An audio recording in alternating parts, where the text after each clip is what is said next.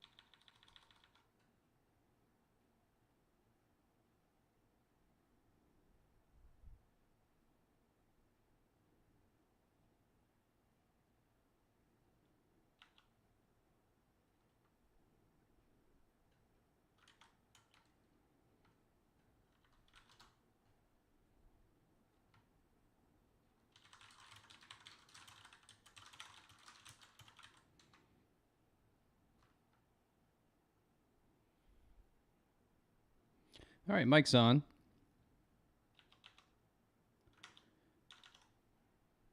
I have music, but I'm not able to stream it, unfortunately.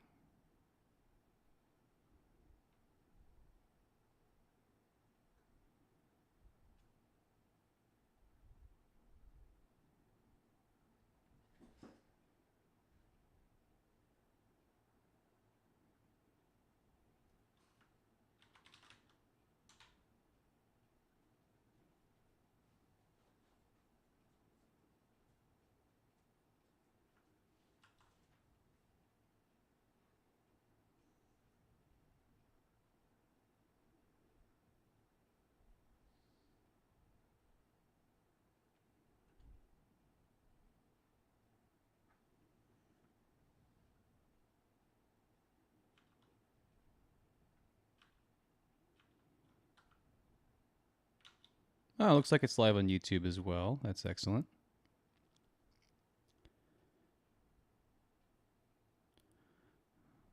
Okay.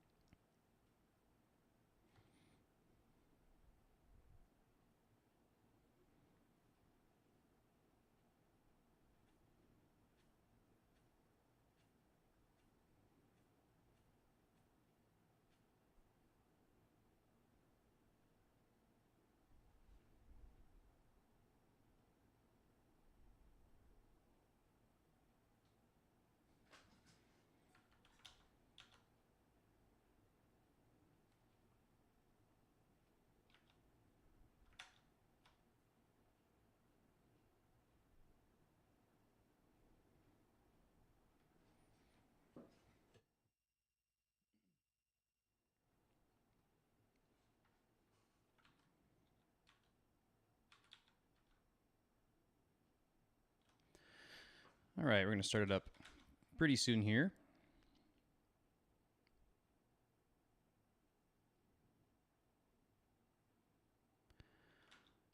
Okay.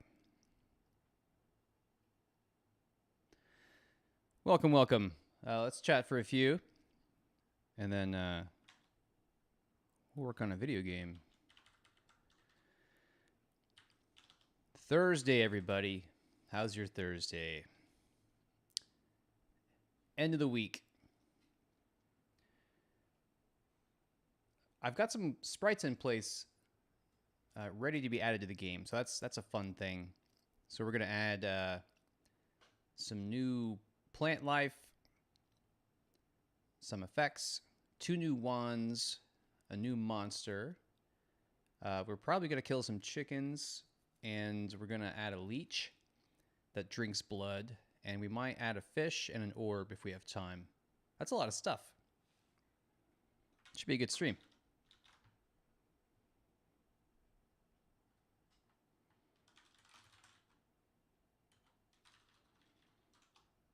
Welcome, fellow nerds. Welcome, welcome.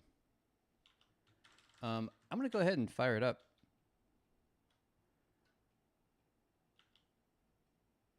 Let's transition over to the game dev scene, I call it. Ba-ching. I got a fancy new ad in the lower left you'll see there from my book.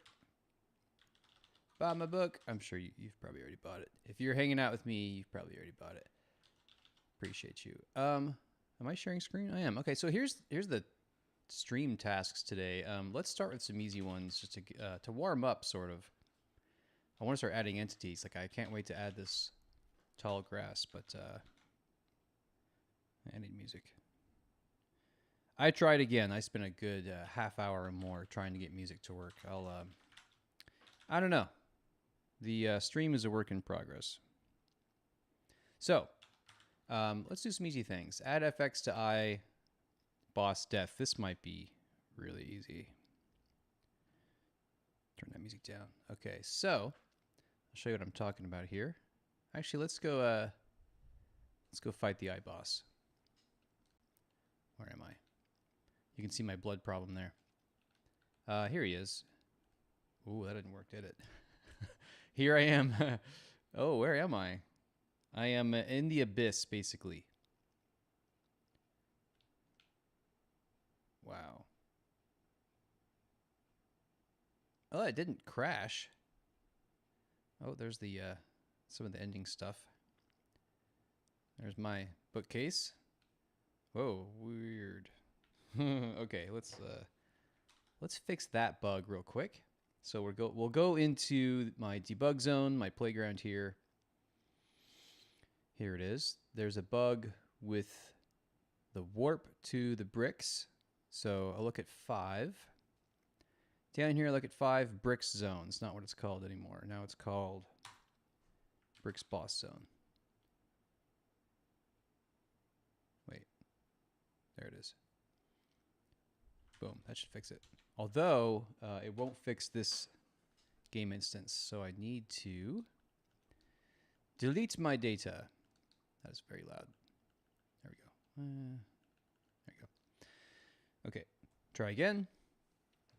This is just me getting to the part where I want to show you what I'm even going to be working on. This is not even getting to the fixing part yet. Okay, so I got this little breakout mini game going on.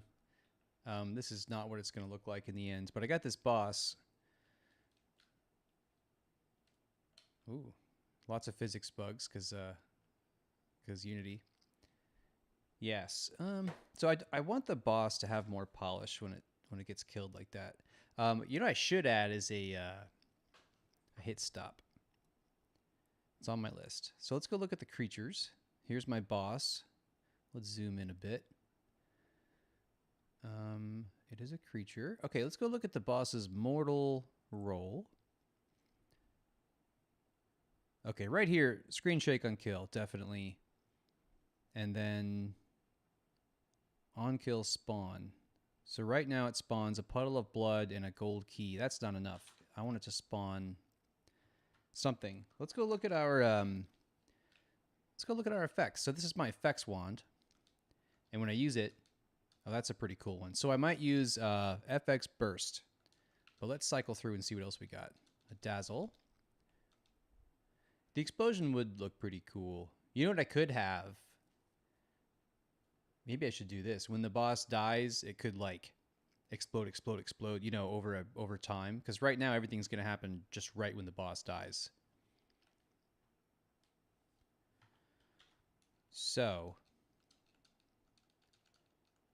yeah, these other ones I'm probably not going to... That one's nice. More of a magic effect. That one's cool too. Okay, so let's throw in the burst and see if that looks satisfying enough or if we want to polish it some more. Burst. All right, let's alphabetize that. All right, we're gonna go back to the boss. We're going to kill him again by playing Breakout, because I love video games of all kinds. Get in there. Get over there. I really should add a shortcut to let myself kill the boss more easily, but I kind of like playing. Okay, that was better. I'm going to call that good for now, because I am going to... all that's going to change. I just wanted it to... It felt really slight. Calling that good enough. I got some other stuff I need to commit as well.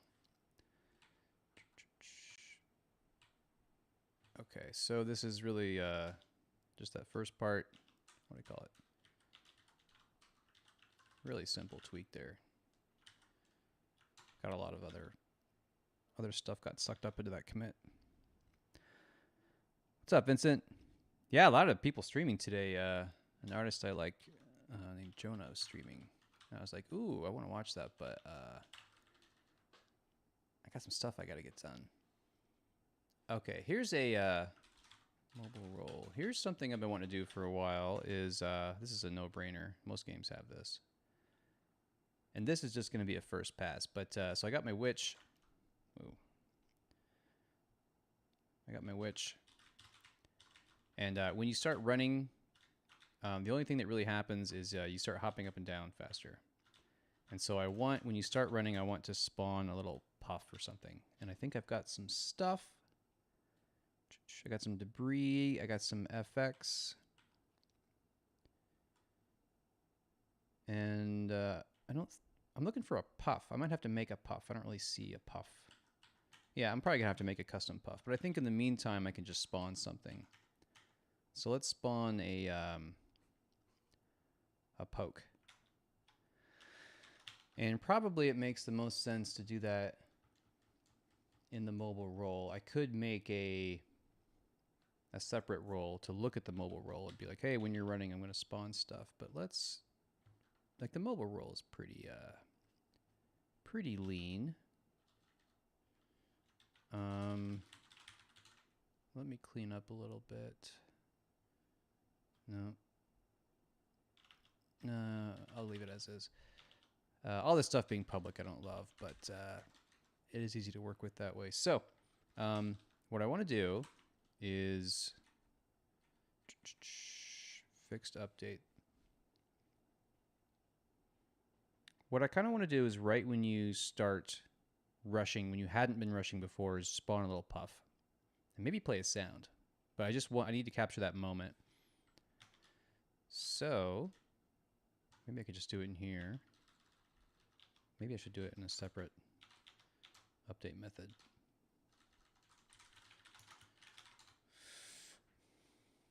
So I guess what I could do, I could just do it this way. Let's just try this as a first pass. I'll say ticker tickles new ticker, and let's make it like 0.1, 0.2.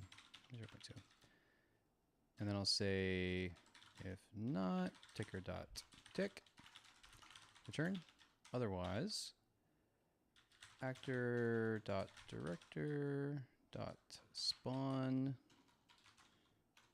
Let me open my director. Spawn and init at.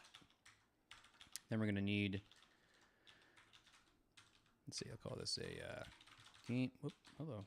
Game objects rush spawn prefab. Rush spawn prefab, and then what does that actually method look like? Position. Great. So I'll just say transform dot position, and that should do it. Yeah, that might just work. Let's find out. Whoa. Hey, what's up, Chris? Oh, I'm glad you like the better. Yeah. I appreciate that feedback from the stream the other day. The other graphic was like, what is that? This one, clear call to action, right? And it looks like a book. I incorporated all your feedback. Okay, that's a bug. Wait, did I not put an is?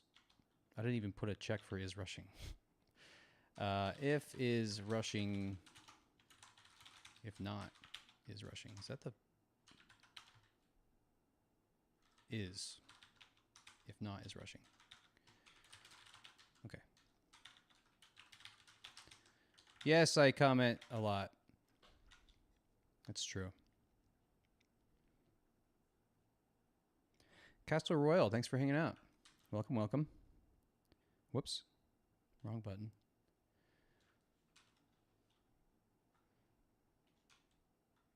Okay, I forgot again to set the variable. Let's go into my witch. Here's my witch. The witch is easily the most complicated prefab in the game, at least among the actors. So our mobile role, we need a rush spawn prefab, and I will add what I say, poke. Not glisten. Glisten might look cool. Oh, I need to put a check here as well, because if you have not set a rush spawn prefab, then I don't even want to.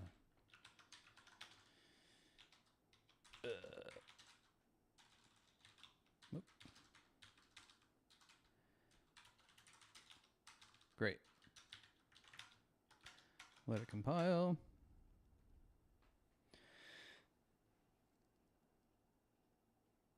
Oh, you live in JavaScript? Yeah, I used to. I still do sometimes.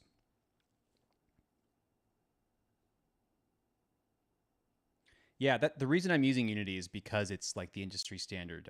I used, we might have this in common. I used JavaScript for a long time, and I love making games in JavaScript, but it always kind of had this little, like, it didn't feel like a first-class citizen all the time, which was really frustrating to me. Like, it was hard to get it onto certain platforms and hard to get it optimized. And, you know, if you're applying for certain jobs, it'd be like, JavaScript, get out of here. We write C++ here only, that kind of thing. Hey, that's basically working. Burp, burp, burp. Burp, burp, burp, burp, burp, burp, burp. You know, there's a lot to do here. For one, that is not the graphic that I want. For two, it should spawn below the witch. It looks like a puff above the witch. It should be like a puff of running smoke behind the witch. That's a problem for future Matt. But really, it's getting across what I wanted, which is just to make running more noticeable. The flash is obnoxious. Is that part of the FX? It sure is. Wait, so does that have a fade out? Animation light fade. Yeah, it does. I don't love that. I might be using the wrong. I can just maybe switch. Let's see if poke has a light. Poke has a light. Do these all have lights? I may have overloaded my prefabs a little bit. Here's what we'll do. So I will. Is glisten a bit much? Let's try poke. Director. Oh no, I want my witch. Where's my witch? Creatures, witch. Let's go back to that more mobile role. And let's change the glisten to a poke. I'll just search for poke. Poke. And then if that looks a little better, yeah, it's kind of more tolerable. So what I'll do is I will just clone poke, and I'll call it FX Rush Puff. And I'll change the name. Oh, it doesn't have a stage name. That's fine. And then what I can do in the Rush Puff is later I will replace this sprite with an animated, you know, you've seen them in all the good games have them. I'll remove the light. I'll go into the witch, and I'll change the mobile role. Poke. What do I call it? Rush something. Rush Puff. Now the light should be gone. That was kind of annoying. And now you just get this real subtle. That's what I wanted. But I have a bug. Oh, I know what that is. One sec. Rush needs the animation light fade roll to be gone. Although I'm going to robustify that real quick.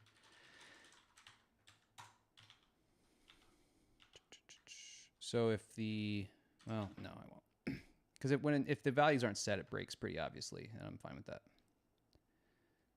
As long as it's not like a, what is that error? The error was really clear. All right, great. We got that. calling that done for a first pass. Although I'm going to make some notes for myself for later. I'll call that done, but I'll say need art for custom rush puff animation. And then also ensure rush puff animation renders below which sprite. Yeah. It might like drift upwards and change layers or something, but that's another future map problem.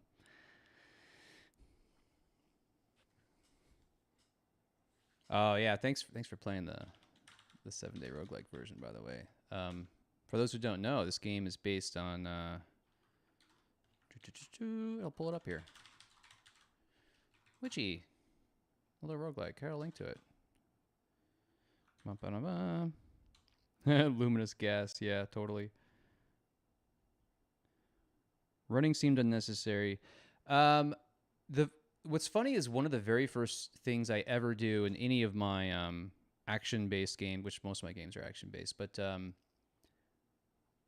well, I'll back up a step. For any game I'm working on, one of the first things I do once development gets serious is I add all these shortcuts and ways to speed up the development. And when I'm working on an overhead action game like this, whether I'm going to have a run mechanic or not, I add a run mechanic because of this. Like, I can just rush around the screen here. It's faster for me as the developer. And one of my philosophies with WITCHMORE is to give the player access to that cool stuff that I'm getting as the developer. And so I'll show you some of that stuff. This here is my playground, by the way. This is like my area where I test stuff out. Let me turn the lights on. So this is like my toolkit over here. I've got all these fancy tools where I can spawn anything that I want. I've got this thing that just kind of shows me a system that I have. I call the number weighing system that renders combat numbers, they're sometimes called. And, you know, this stuff is just for me. It's just tools for me as the developer. But, like, why not give the player access to this stuff? So I probably will.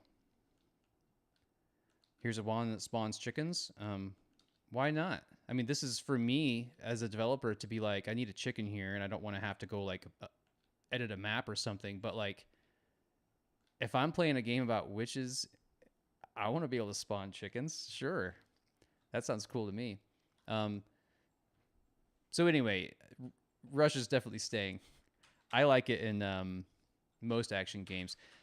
The mechanics of it could change a bit, I guess. One of my big inspirations for this game is The Legend of Zelda: Link to the Past. And in that game, the rush mechanic is really interesting. You don't start with running, the ability to rush at all. It's only when you get the Pegasus boots, I think they were called. And the mechanics is a really weird one. You hold down the button and Link goes and there's this delay, which can be interrupted and stuff. And then once you start rushing, you can't change your direction, and you become like a weapon, like a spear. It's a really interesting mechanic, and it's a lot of fun just to blast through the game. And you know, I think in WITCHMORE right now, running is definitely not that tactile and fun compared to the Pegasus boots. In A Link to the Past. So, you know, down the road, I think making the run mechanic more fun could happen. But I think that I think for now, I like what's there. It's a real simple solution. Like, here, I'll show you. Like, it's so simple. It's just you've got your movement speed, and then you've got your rushing speed, and that's really useful because, like, for example, I set the rabbit speed to really low. But the rush speed's really high. So my idea is that rabbits kind of just doot, doot, doot. But then when you scare them, they like, rah, they run off real fast. Here, I'll show you. Actually make him faster, probably. There he goes. And then you just, you hold down, it starts at right trigger, but you can configure it. So you hold that down to rush.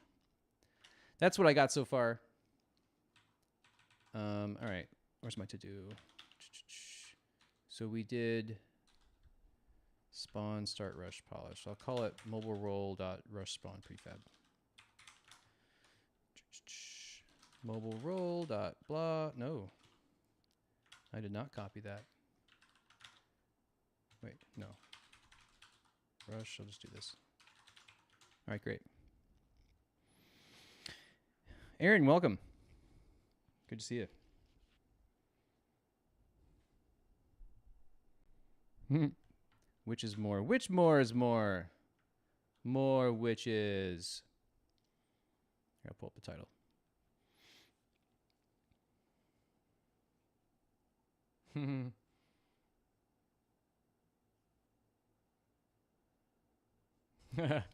Love it. Love it, Chris. Yeah, it's given me a path with which to make the magic in the game.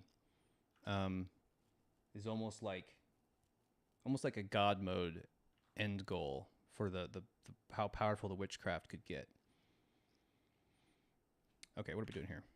We might be we're getting into the fun stuff now. Let me close some of this out. Did I make any? No, get out of here. Whoops. No, stream to do. Here we go. Okay. Yeah, we're gonna add a new entity now. This is a good one. We're adding some grass. All right. So we're gonna go into our plant life folder here. I'm just gonna copy grass. I am not trying to make more work for myself. Grass tall. We're gonna open this up. Grass. I'm gonna call it grass tall. I'm going to change the sprite. I'll go into my plant life sprite sheet. Oh, I don't think I've actually, let's open Finder. No, I didn't actually, right?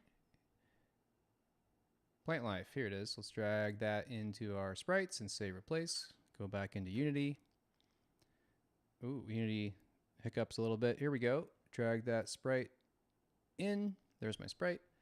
That messed up my sprite order marker, which I use to determine the layering of the sprites. So I'll put it right about there. Then there's my collider, which is definitely, oh, that's in a weird place. Okay, let's move this sprite up, actually. I kind of want the,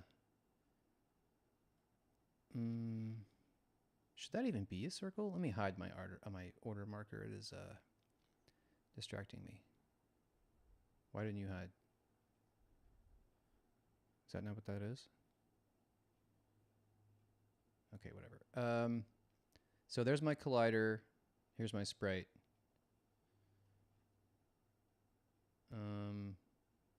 Maybe about there. And let's make the collider a little bigger. Oh, I love like this. You know, back in my JavaScript days, this is the kind of tool that I would have to like build myself. And Unity just has this like, oh, the real time. You know, I've spent so much of my career just like I would be in the code, you know, adding that line there, right? I'd be like, you know, radius equals 0.32, right? You know, and then I go back into the game and just hit, you know, Control R and refresh it. And if I wanted that real time goodness like this, I would build it myself, which I didn't always do. So I'm grateful for Unity in a lot of ways. I would change things about it, and boy, do I wish it was open source. Okay, so collider's looking reasonable. Sprite is in a good place. Let's go back to our sprite order marker, and we will drag it right about there. Okay. That might be a good starting point. Let's place it into our world. Definitely a lot of grass right here. Let's go into plant life. Let's go into actors. Let's grab it, and I'll just place a bunch right here. Now let's see what breaks. Why check chat. Dun, dun, dun. Where are you? There you are.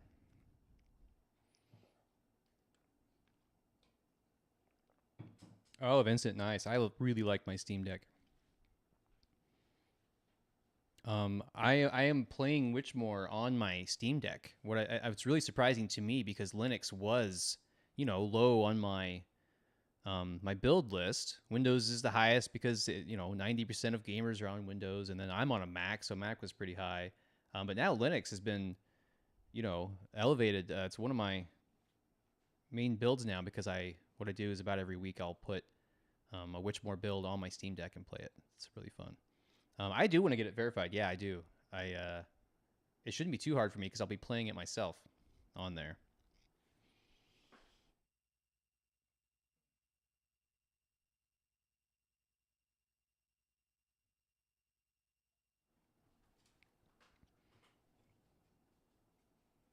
Nice, good to hear.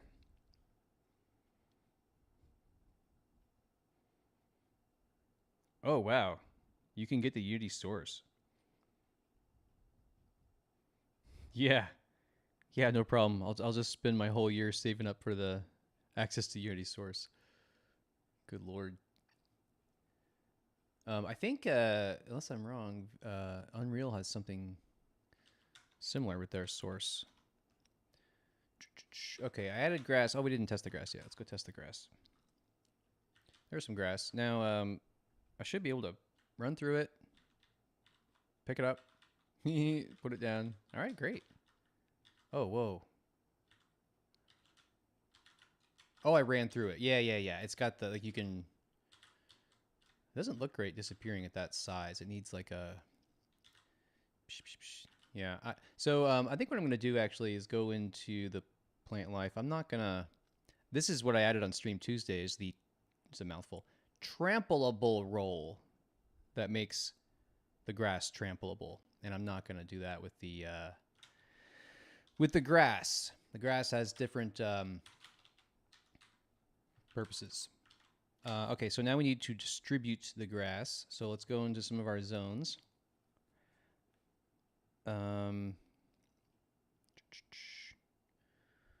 Would there be any in the bog? I want to say that there would. So we need a populator. A populator is what I use to procedurally generate entities. So I call this the grass tall populator. It needs to grow onto grass, and it needs to pick that actor. And I'll give it a little bit less of a... I'll make it half as likely to appear as regular grass. Then we'll go into our bog procgen, and we will add a new populator called grass tall populator. And then to appease my OCD, we will drag it up here to make it alphabetical. Okay, cool. Bog. Wow, there should be more plant life. Yeah, this whole zone is pretty bare. Let's add some stuff. Let's add some little grasses, and then we'll add some big grasses. Oh, I guess there isn't a lot of room in here. Let's spruce it up a little bit. Yeah, just make it a little nicer. Okay, and then we'll go back to our plant life, go back to our actors, and let's add some tall grass. Sure. Bog. Okay, here's the actual bog itself. Spoilers here, although, you know, this could all change. It will probably all change. Go into our actors, and we already have the grass. No, we do not. Let's grab the grass, the tall grass, and let's just shove some in here. There's one. There's one. No, you did not. You didn't draw that, did you? Did you draw that? Oh, it did. Ah. No, it didn't.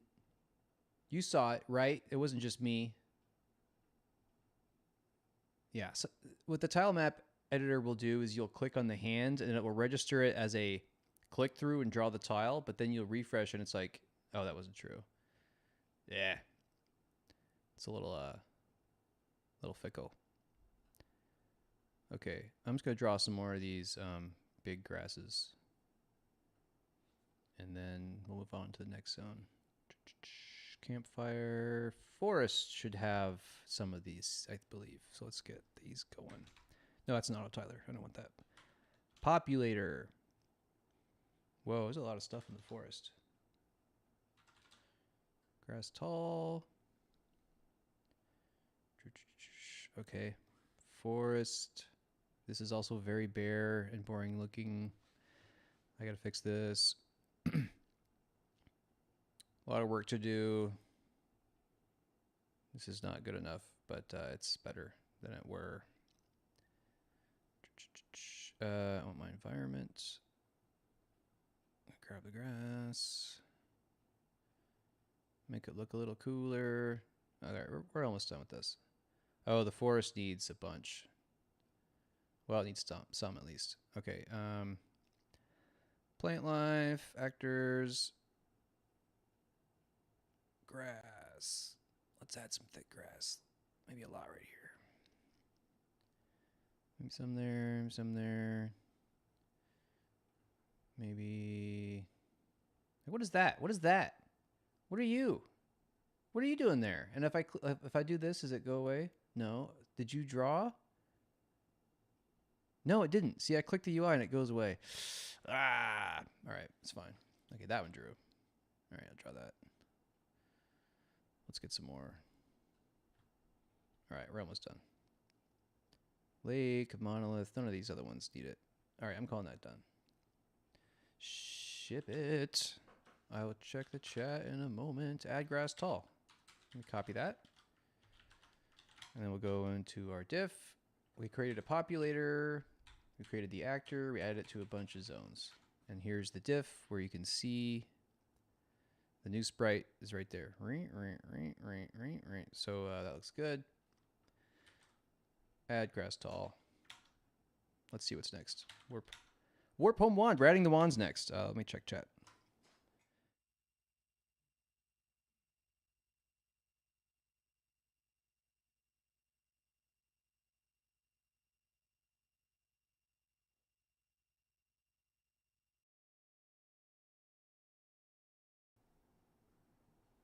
Oh, that sounds good about Unreal. You can just get access to the code, huh?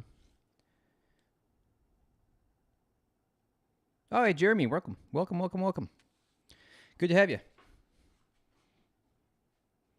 I know at least 2 people in here have a playtest coming up pretty soon.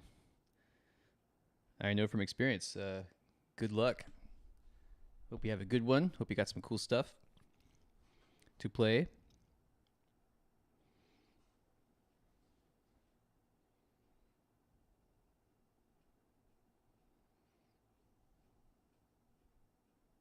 Yeah, Jeremy, I've noticed that there's a lot of similarities in the games that we're working on. I think is Aaron also working on a witch game? Do I have that right?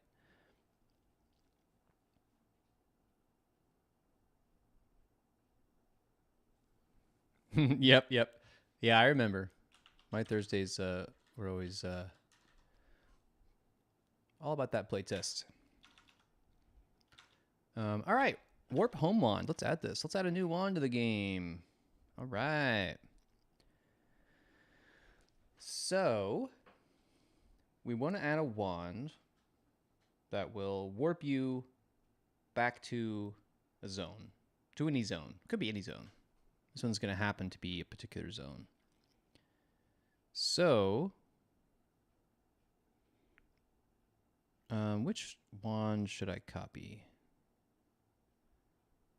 Let's copy the chicken wand. It's a fresh wand. We added it just 2 days ago. And we'll call it Wand Warp Home Actor. I'll change the name to Warp Home Wand. I'll change the sprite. Let me go grab my wands. And I've already got my sprite. I drag it in here. Great. Now, I do not want... Oh, maybe I do want... No, I probably don't want... I'm going to remove the stabber roll because it is not going to be a stabber. A stabber being like a sword. The chicken wand stabs and creates chickens, weirdly. So we have our wand. It technically exists. So let's put it into the world. Doesn't do what we want yet, but this is not going to be a hard one. The portal wand, if we do that next, is hard. The home wand, the warp home wand is easy. Easy times. Okay, I'm running out of room here. That's a good thing. That's a good problem to have. Too many wands. All right, so we go into items. We go into actors. Where is it? Oh, right. I have a whole wands sprite sheet. So let's grab... There it is. Home wand. Let's just smash it right there. Go grab it.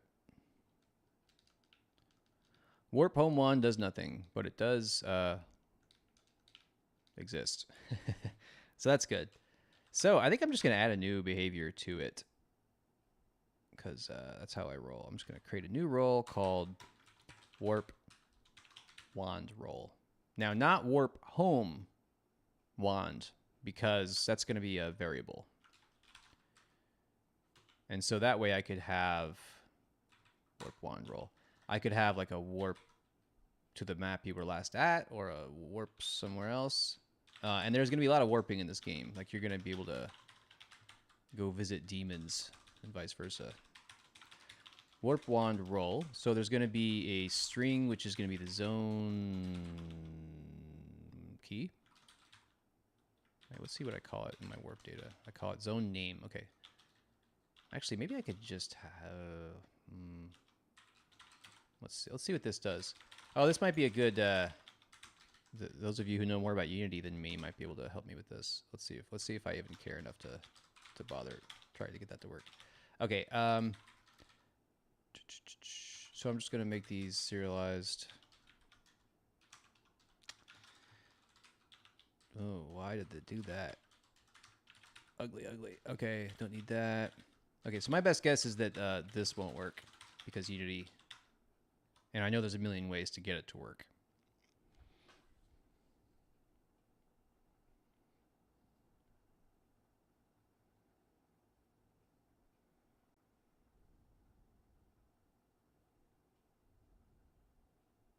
Which some, it's pretty good.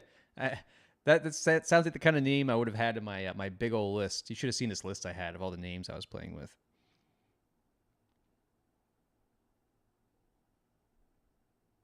Yeah, the warp home wand is both again. I did notice I needed it as a developer, but then I was like, I'm gonna give that to the player too. Totally.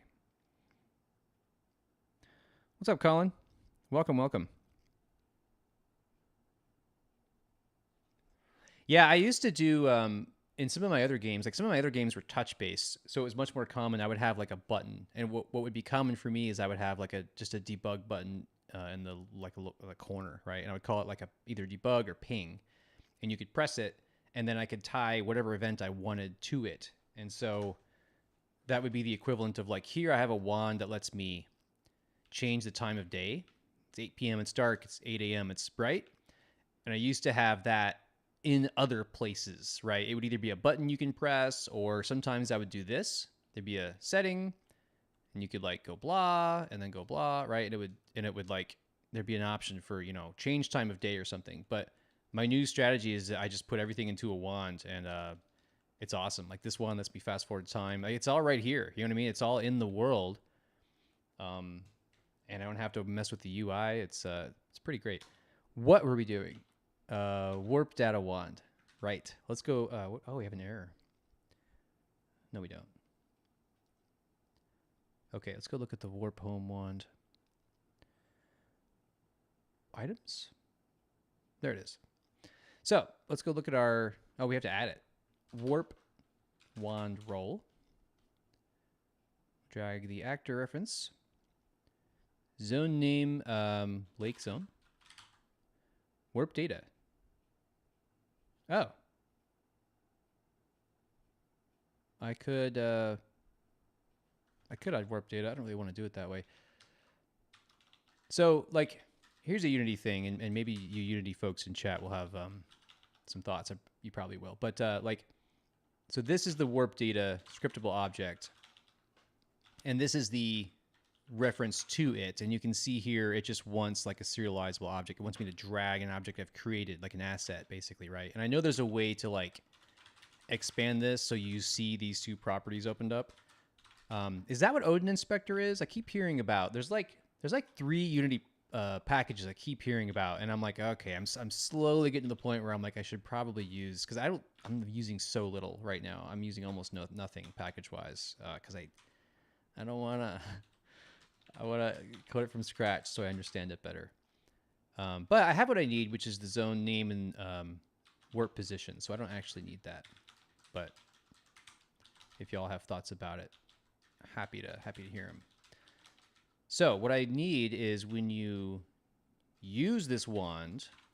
And you know what I could do is I could make it cost a magic to use. Let's call that a maybe. I will give it a use audio clip.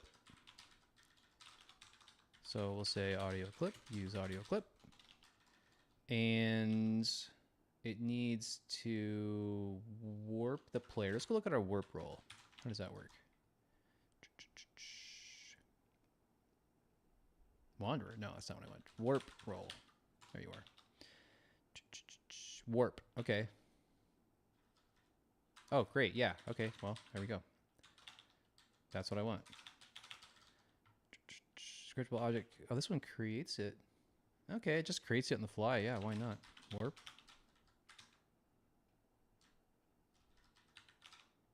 I mean, that might work.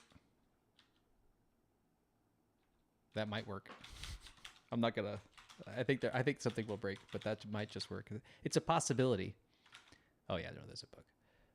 One roll line 17. What the hell is that? How did that get there? Oh, Vim. All right. Yeah, WITCHMORE won't have a Steam page for a little while. I'm kind of letting myself work on it some more, give it some breathing room. I need to work on. I need to iterate on the promo art and the pitch and the positioning of it and a lot of that stuff. So I'm always happy to hear thoughts about what you think about it so far. No link in the stream description. Okay, thanks for the heads up. Yeah, this is my second stream in 10 years on my own. I've been streaming with my brother a little bit, but yeah, thanks for the heads up. I'll work on this stuff. Spicy Mike, welcome. Someone else may have answered this. I'm catching up. Serializing the field it shows it in the Unity inspector, and so it lets me drag stuff into it, like references to other objects. So I'll show you how that works. So when you serialize here, I've got like my use audio clip serialized in my warp wand roll. So what I'll do is I'll go into my warp wand roll here, and you can see that use audio clip. What I can do is go into my audio, go into my sounds, and then any of these sounds, like I'm just going to drag one. I can just drag it in. And the reason this appears over here in the inspector is because of that serialized field. What do you call that? A modifier or something. But it would also appear if I said public, but that has other implications. Like it makes it available to other parts of the code, and you might not want that. So I do need to pick a sound. That's something else with the stream I got to figure out is how to get sound into the stream. I tried Tuesday and it didn't go great. Okay, that's a perfectly fine one. I'll use that one. What's this called? Pickup gem. Okay, so go back here. Warp on roll. Where'd it go? Pickup gem. Great. Okay, is it gonna work? What do you think? Is it gonna break on me?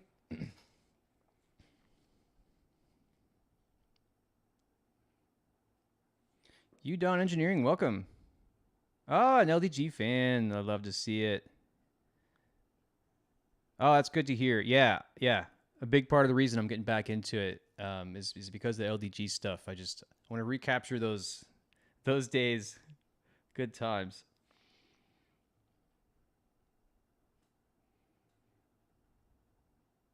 System.serializable, really. Let's I'm kind of curious. Maybe I'll try that in a second.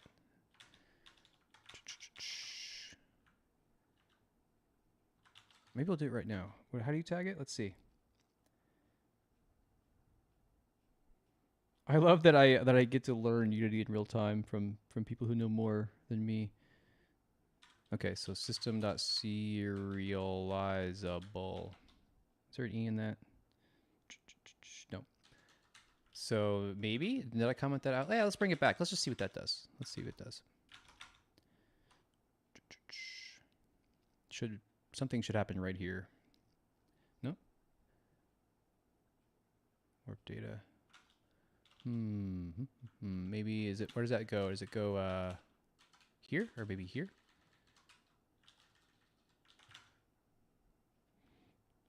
I'm probably doing it all wrong.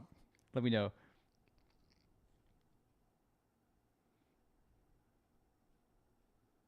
I'm definitely doing some weird things with my prefabs versus scriptable objects for loading reasons, and I do some weird stuff where I will key the name of something off of a reference somewhere, and that's why I will use serializable objects sometimes.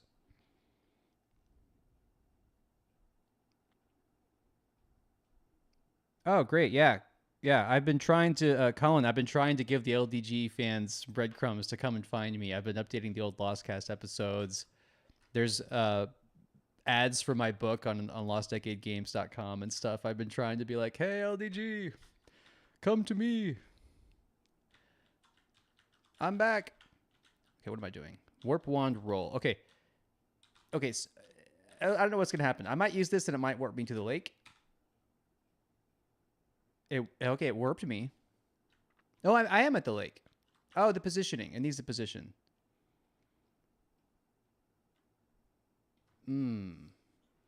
Maybe it should use the zones.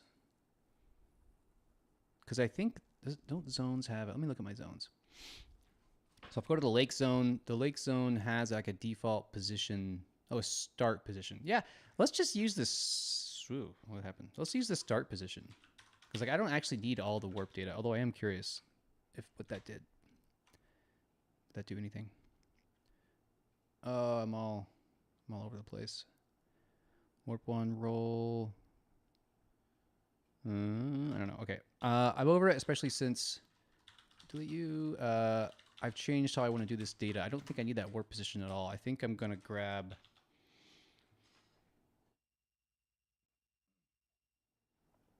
Pardon me. I'm gonna grab the warp data from the zone. So let's see. Let me search for get. Does it just get zone? No. Get zone by name. There it is. Loader. Hutch.loader. Okay, great. So what do I do? Blah, blah, blah, blah.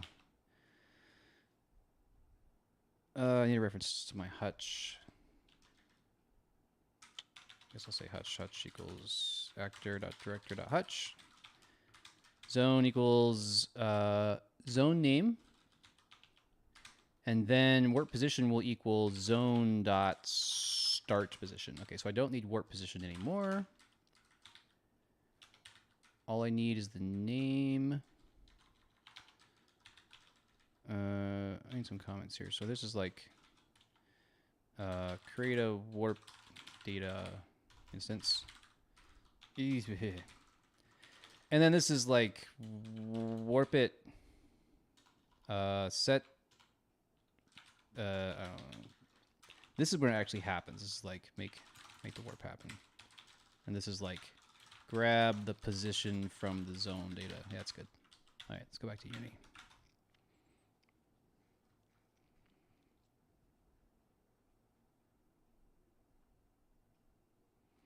Which thing doesn't? So is it like warp data doesn't need to be a scriptable object? Is that what we've like? Could this just be this? Is that what we're saying?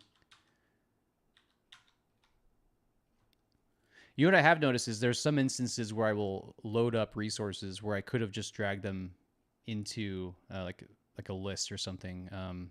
I am kind of crossing my streams in some places doing that. Okay, so it warped last time, and so I think this will work. Yeah, it does. It totally works. Okay, so no matter where I am, like let me go to the village. All right, so I'm in Potemkin Village, and if I use the warp wand, I'm back at the Lake of the Witch. I love it. I love it. It needs some polish, and I'm gonna do that. I don't like putting stuff in the game without any polish. So let me just make a note here. Polish. So add a delay, add some effects. That's probably enough. I don't think we need to screen shake or anything. Warp roll, warp data. Okay, warp wand is the only place we need to do anything. There's no data to save. I'm gonna delete that. I don't care about collision. What is this? Is just leftover code. Get out of here. Be gone. All right. Let's go look at Unity and our diff.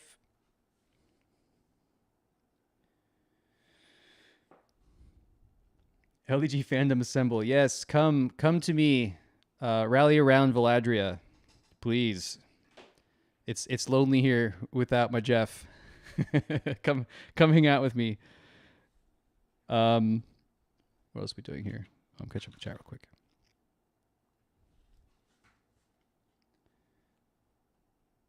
Open source audio tool, very cool. Yeah, I've got some scripts where I randomize audio. I also randomize the pitch, especially for sounds that play over and over again. I think it adds a lot of variation to the game. Okay, I probably don't want warp data. I see.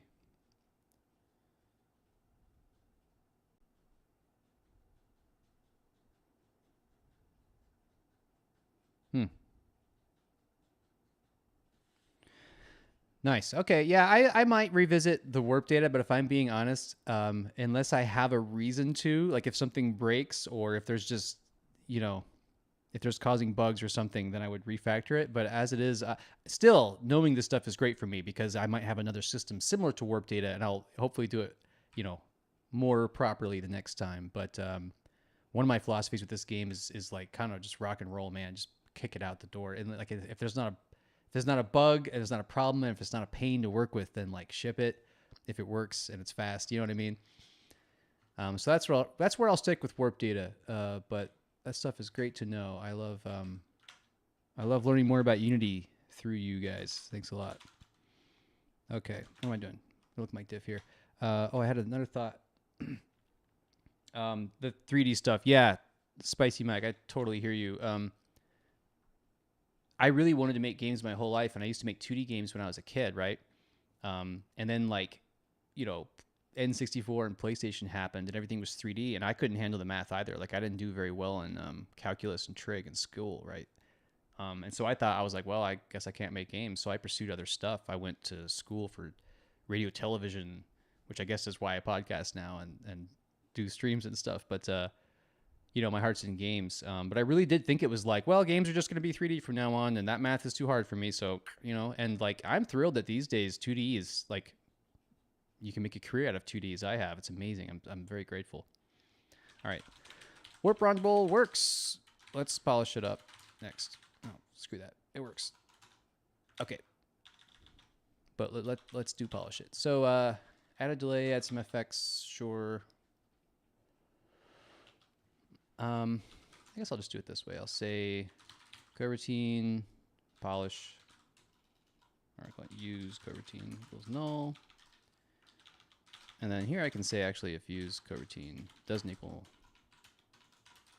null, then don't do anything. Ugh. All right, and then warp I will instead change to use, maybe I'll call it warp coroutine. Whoops. Okay. Warp coroutine equals start coroutine. Ooh, why? I warp. And then I'll call this enumerator. Ooh. Enumerator I warp. It'll break without this at least. Okay. Created instance, grab position, make the warp happen. So we want to do like a, let me play the sound. Oh, it's up here? No, let's do it here. So play a sound. I want that immediate, it sucks when you hit a button and there's like a, in video games, you want that, like I hit a button, something should happen immediately. So let's do a, spawn in it at,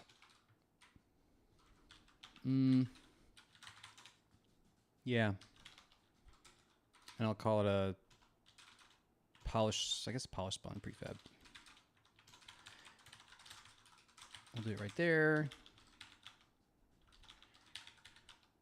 And then we'll do this. Ooh, ugh. I'm still getting used to this new keyboard. Ugh, jeez. Wait 4 seconds. Like 0, very, very little. I'll just call this beat. Okay, so this is like a initial polish. Then we wait a beat, and then we make the warp happen. And then let's just do it again. Let's say secondary polish, and let's just use the same stuff for now. I am going to need a reference to polish spawn prefab, and I think that's it. Yeah, I guess so. This is bugging me, so let's do a director equals actor dot director.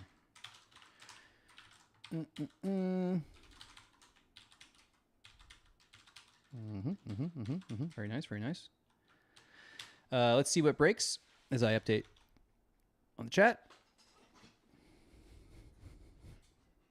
Yeah, enjoy your playtest. I know at least a few of you have a playtest today. Good luck, enjoy. May you have no bugs. Line 16, what's the problem here? Warp coroutine.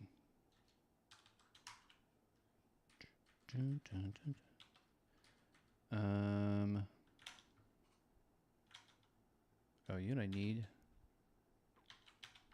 Is this gonna break? That might break. I don't know.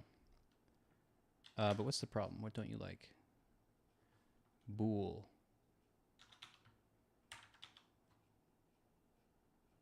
Oh, yes, of course. Right in front of me. What are we working on here? We're polishing. Add a delay, add some effects. Okay, great. So let's go into our wands. Let's go into the warp wand roll. Polish spawn prefab. Let's, I know what I want. I want the shock. Wait. Assets. Yeah, give me a shock. Maybe there should be a screen. Maybe there should be a screen shake. Okay, so this should now be relatively polished. Like some polish is good enough. Let's find out. There was some. I don't love it.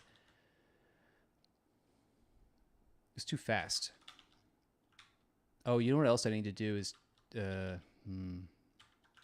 gonna be a feature matte problem. I think it's good enough. Something I like to hit is the bare minimum of polish to where it doesn't look like, ugh, that needs fixing, but it has something, but it, you know, because you can always improve it later. So as long as it has a place, like I know where to go now, right? Like the code is there for me to go and add whatever polish, and I could polish it all day, but what is there is fine. But it might be buggy because it lets you keep moving around after you've tried to warp. Actually, that might be okay. Yeah, because the warp system is very robust. It uses a trigger system where it just sets a flag, and if you keep setting that, you can set that flag all day. It won't break anything. All right, we got a warp home wand. That's pretty cool. Check that out. It exists. All right, let's call that done. So what did we do? We added effects that happen twice. Wait, I'm going to speed that time up. I could make that a setting, but I don't really care. Okay. All right, great. So polish warp home wand. We did it. All right. Okay. Fun stuff coming up. Exactly. They're just happy features. Portal wands.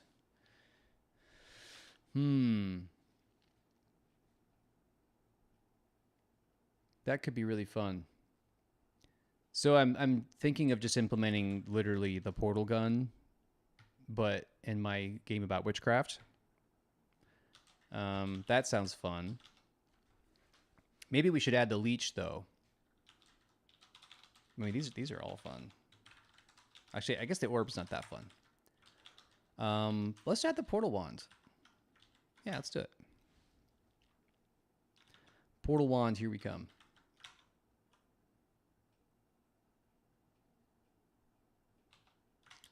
All right. So I'm probably just going to copy the home wand. Wand warp home. I'll call it wand portal. Portal wand. And then I'm going to change the sprite.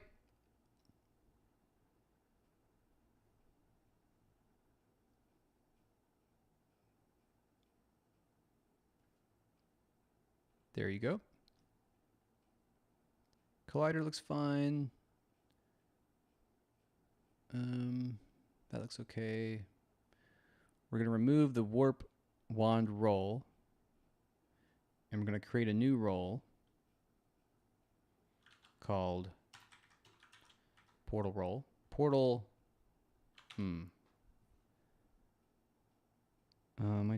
My naming is off. I should be calling things wand portal, but I don't think I am. Warp roll. Warp wand roll. Yeah. Okay. Well, whatever. Naming is hard. So portal wand roll. So we'll call that. Yeah. Portal wand roll. Portal wand roll. And then we're going to need some stuff. I guess we can call it Portal A audio clip and Portal B. I could make that a list. Yeah, maybe I should. Definitely we're gonna need Portal A prefab. Looks like actor prefab. That's probably fine. Then we need a stimulate. And when you stimulate the actor, we're going to play Portal A audio clip for now and return true, and that's it. So we're going to be like spawn Portal A, spawn Portal B, collide with Portal A to travel to Portal B. Oh, this is more work than I thought.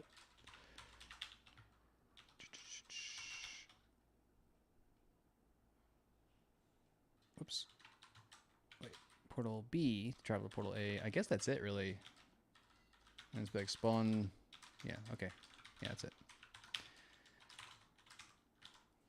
I think we also want references to the portals. So I guess I'll make a list of actors. I'll call it actor or portal actor list.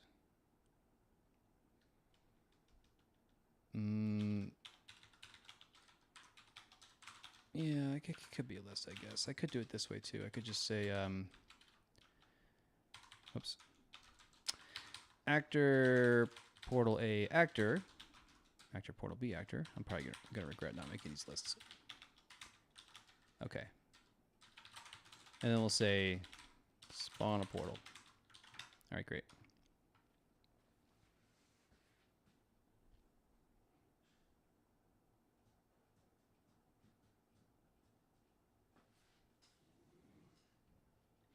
All right. We need to spawn the portal wand into the world. That's hard to say. Portal wand into the world. Here we go. We grab wands. We grab actors. There's my wand. Stop at Unity. All right, we grab the wand. Nothing to interact with. Oh, yeah. Let's turn the lights on. Portal wand does nothing. Correct, it doesn't. But it does exist. And that is something. Okay, portal wands. Portal wand, portal wand. Portal wand exists. Fantastic. It needs to exist more. Portal wand. All right. Did we add? Yeah, we did. All right. Portal wand roll. Drag it up. I said up.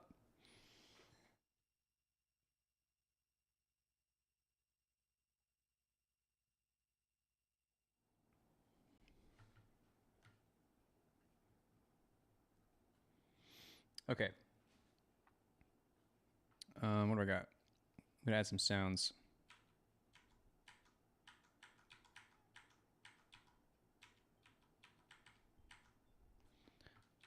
Okay, I'm just gonna shove some sounds into there for now, just so I can tell different things are happening. Now I need to make actors. So these are gonna be utility actors. I don't think I'm gonna save them. I guess I could. I don't really want to. Let's see how far we can get without saving them. So what we'll do, I'll call this portal. Oh, maybe instead of A and B, I should do portal orange and blue. I don't know. Stage name, we'll call it portal A. Okay, that's fine. Yep. Okay, so this actor does nothing, which is what we want. So that's portal A. Let's make portal B. Portal B. Change that. Change the sprite to orange. Okay, so far so good. Go into our items, go into our wand portal. Here it's called wand portal. And then we go into the portal wand role, and I'll search the assets for portal. Blue is A. Portal. Orange is B. All right. So far, so good. Now, this is probably where I'm going to wish I was doing this as a list. But let's see. Wait, was that log actually working?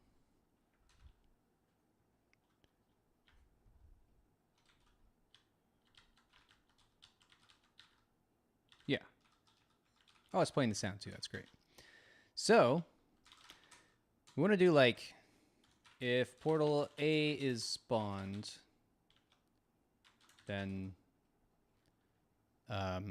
spawn portal B. And if portal B is spawned,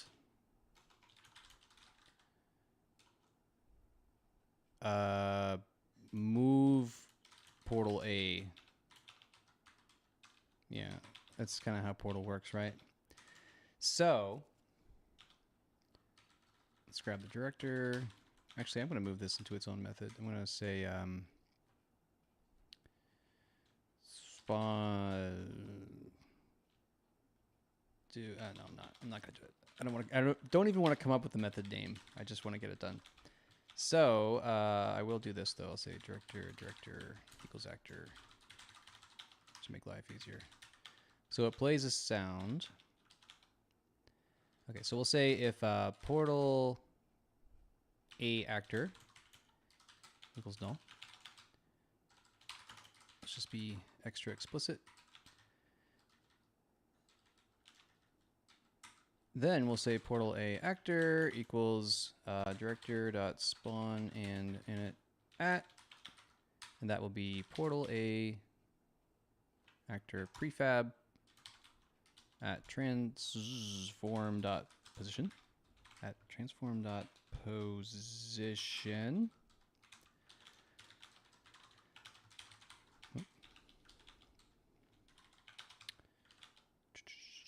Okay. Let's see how far we got. Let's see what breaks.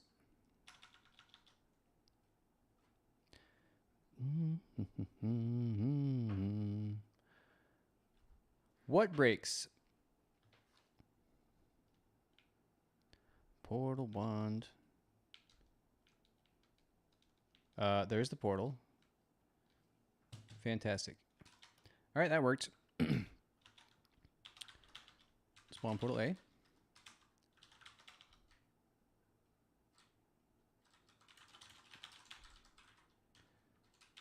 here we'll do the same thing. Whoop.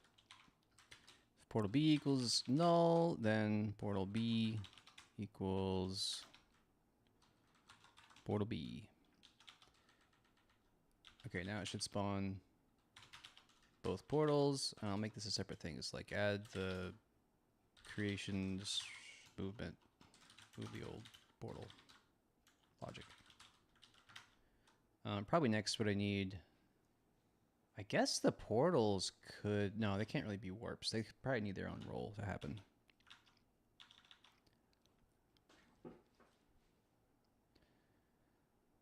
All right, so let's see what happens. In theory, I should be spawning both portals now. So there's a blue, there's an orange, and it does nothing else. That's correct. Let's go look at these. Let's go look at these portals. Let's look at our warp roll. I want it to behave a little bit like a warp roll, but it's going to be like. It's not just going to warp you. Yeah, it's not actually going to be warping you. So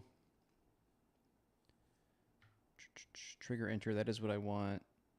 I will not. Why are those? Oh, I know why those are saved. It's a map generation thing. So I'm just going to copy the warp roll. That's a pretty good place to start. Let's go into our rolls. Duplicate the warp blank roll. Portal roll. Yeah, I guess so. I guess it's just portal roll. Not to be confused with portable roll. Portal roll or portal wand roll. Okay, here's portal roll. And so we need non-trigger collide. And I guess all there's going to be is, I guess all I need is a... No, I don't need a warp position because it's going to be looking at the... Looking for the other portal. What the hell? Oh. Warp. Okay, I don't know. I'm just going to... Trigger, enter, and I should also... I guess I should have a kind that it detects. Probably, yeah. That's very safe. So I'll do a serialized field string portal. Oh, let's do like a warp kind. And so we'll say if collide actor...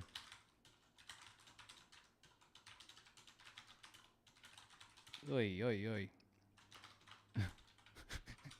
I can't type today.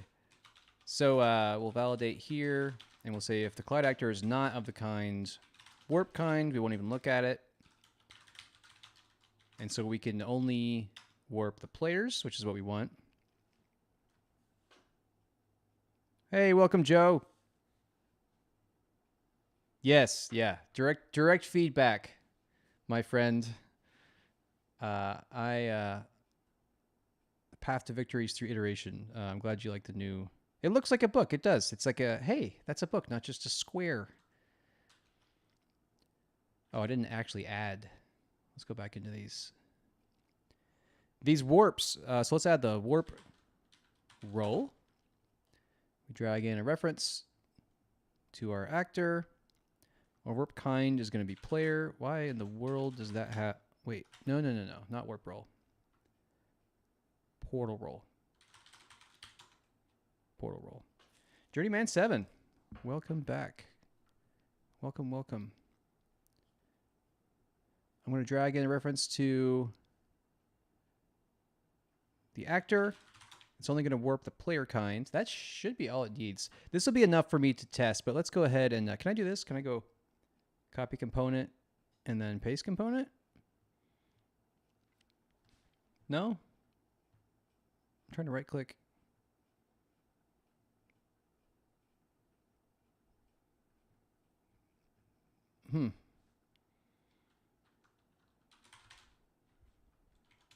I know I can do this.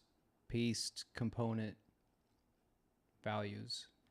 Oh, the actor's missing. That's great. Okay, well, that was probably a waste of time. That's fine. I got the player value. I got something out of that. Click on the 3 dots of a component and then paste as new. Paste component as new. Ah, nice, nice. For some reason, I thought that would be like, you know, related to this role or component. I'm learning something new all the time. Okay, so I got my two. Why didn't that work? Oh, they don't have colliders or anything, do they? No, they don't even have colliders. Jeez. Okay, we need that. Let's go see how our warp does it. I'm just going to copy that. Go back to our utils. I'm just going to paste this. It's a trigger, which is what I need. I am going to need a reference to that. Perfect. That's all I need. Same here. Okay, so now it should be logging when I touch the portals.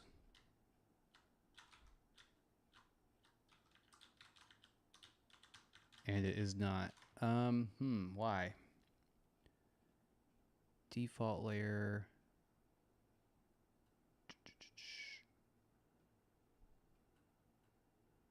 The actor is the default layer. The collider is a trigger. Any trigger happened. Let's see. Good to see you, Chris.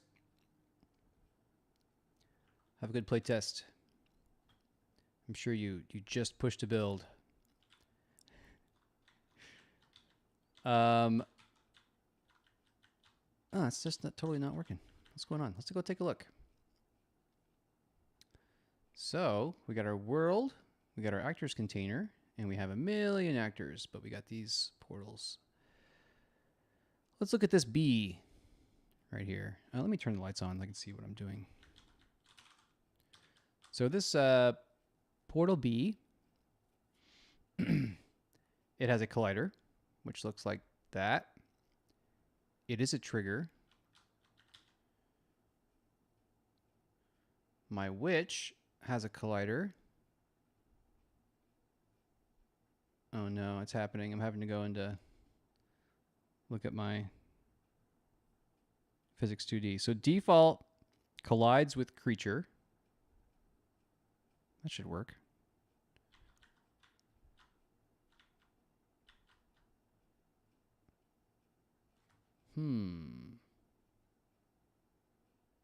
The witch is a creature. And portal B is default. And I'm looking at it right now.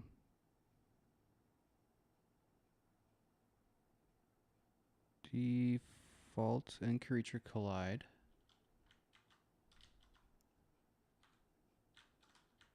That collision works. That collision works.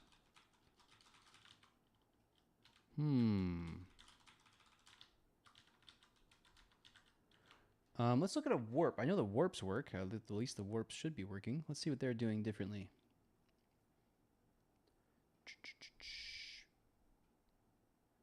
Wand, wand, wand. So many wands.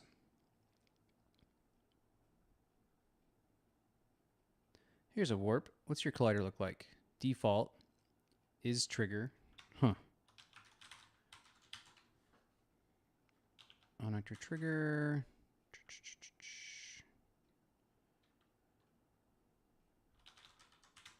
Portal roll.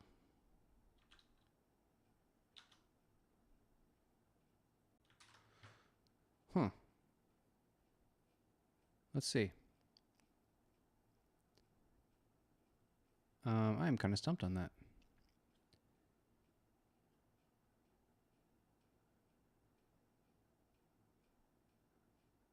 Default layer is trigger.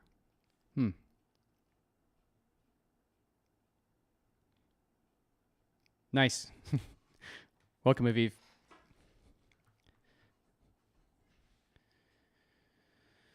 Collider has to be in the seam. It shouldn't. For example, like my witch here, my pattern is I usually have the collider. I have a bunch of different colliders. Like here, I'll show you my one of my villagers. So she has different colliders for different reasons. which I think is one of the cool things about Unity. So here she has an aggro collider, I call it, which is if you get within that space, she might get upset for various reasons. But then there's the actor collider, which is, you know, colliding with specifically her body. It just happens here. So like if you want to push her or something. Utils. Okay, we'll go back to this real quick. Why in the world? Radius, info, tag, untagged. Let me go look at my item, my portal wand.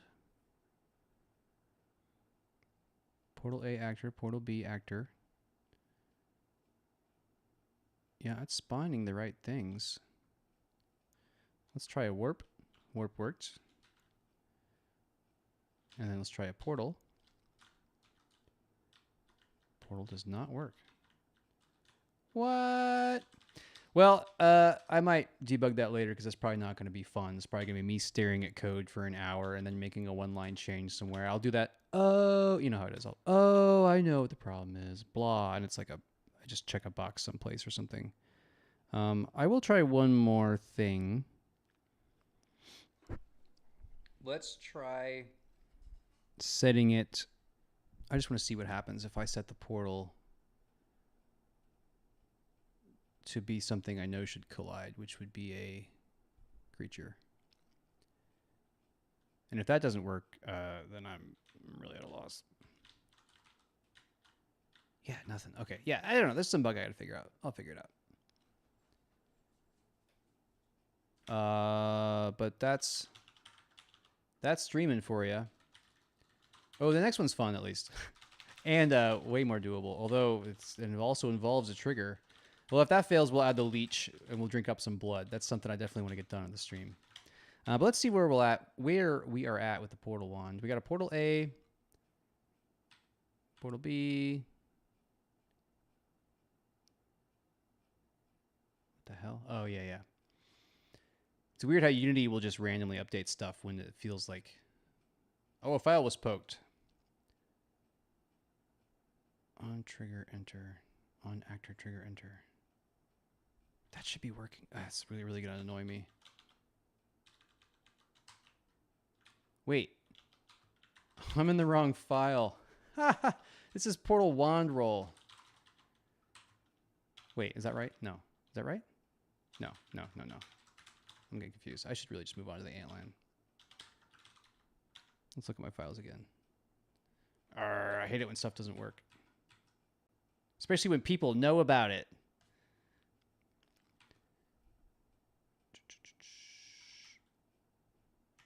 Yeah, that all looks right. Okay, so let's say portal wand whip. Yeah, that's fine. That's all right. I'll figure it out later. Eventually, we'll have a portal wand. Let's add an Antlion. Let's see what that does. Let's see how lucky we get with this. So let's go into our creatures. I think this will be like a Gamish. So I'm going to copy a Gamish. I'm going to call it Antlion actor. Yeah.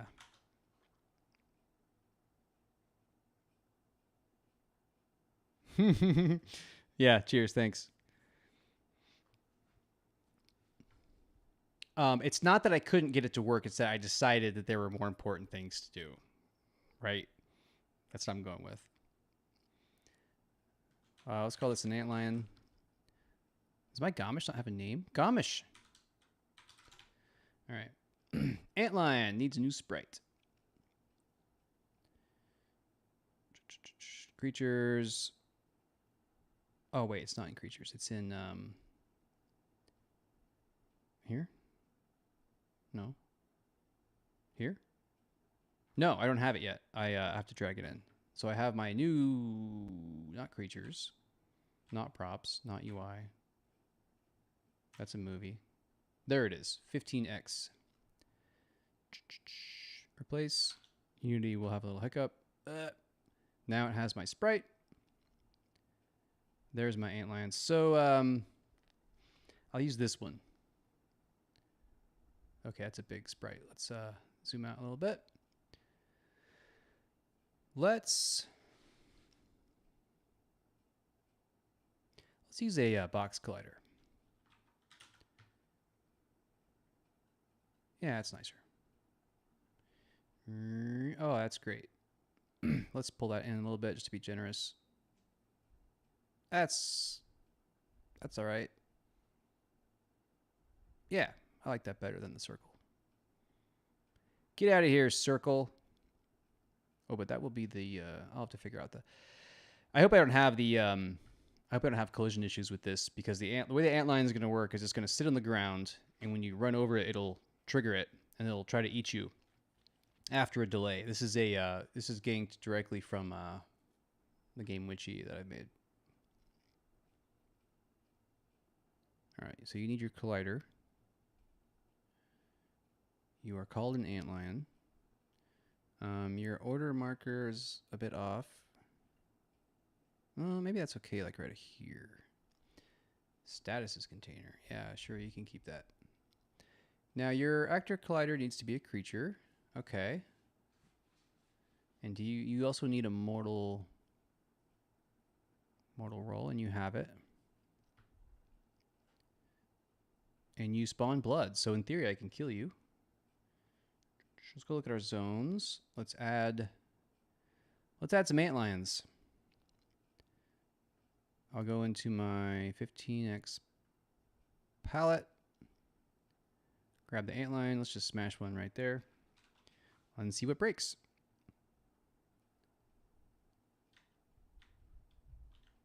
Oh, right. Okay, there's lots going on here. So, first of all, the antlion has the Gamish behavior, which I want to get rid of. This is not a Gamish.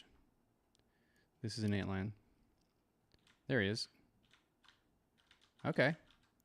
So it's actually a trigger, so I might not be able to harm it. You couldn't hear it, but it made the sound of a dying woman. It was like a battle war cry. That's obviously not right. It sounds like a human.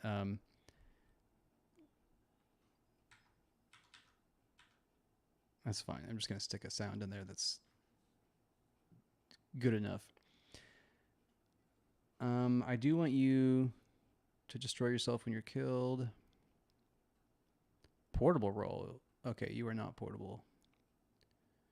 Status is fine. Mobile. This thing is not mobile. Facing. Sure, you can have a facing roll. Killable. Yeah. Okay. So, what we want is start underground.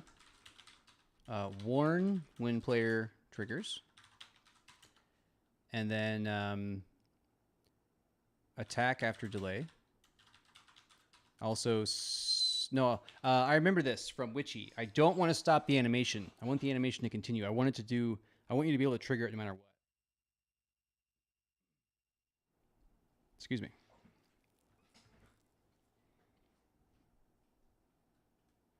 Yes. Okay. So this is kind of like a Gamish in that it starts underground. But I am going to give it its own role. So let's go add a new role.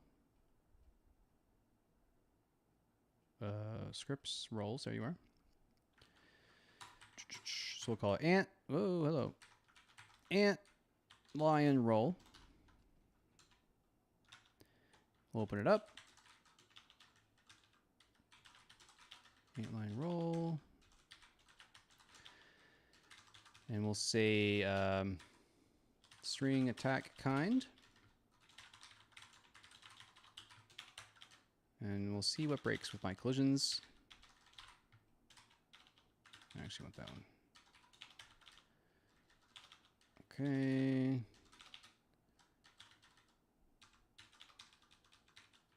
Antlion. Actor trigger.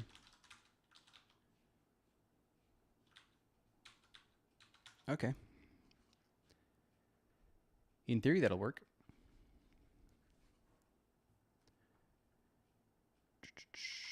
Antlion roll. You will attack player. And I will drag this very high up.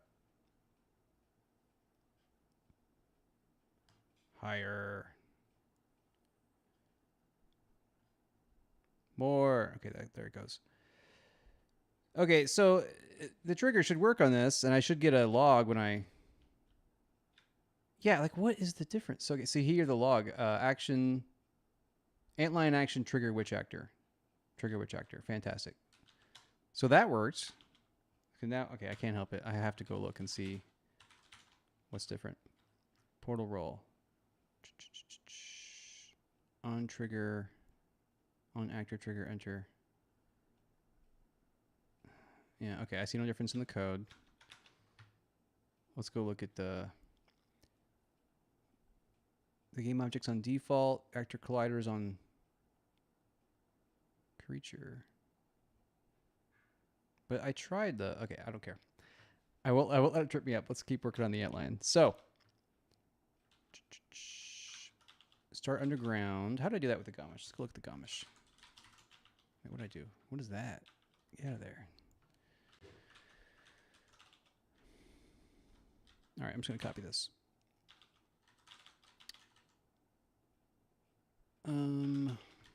This has more sprites. So this is going to be like underground sprite burrow square. No, I don't want that. We're going to have warn sprite, and we're going to have attack sprite. And I don't actually think I need... Oh, I do need this, yeah. So I'll delete that. We want to start with the underground sprite. Let's go make that happen.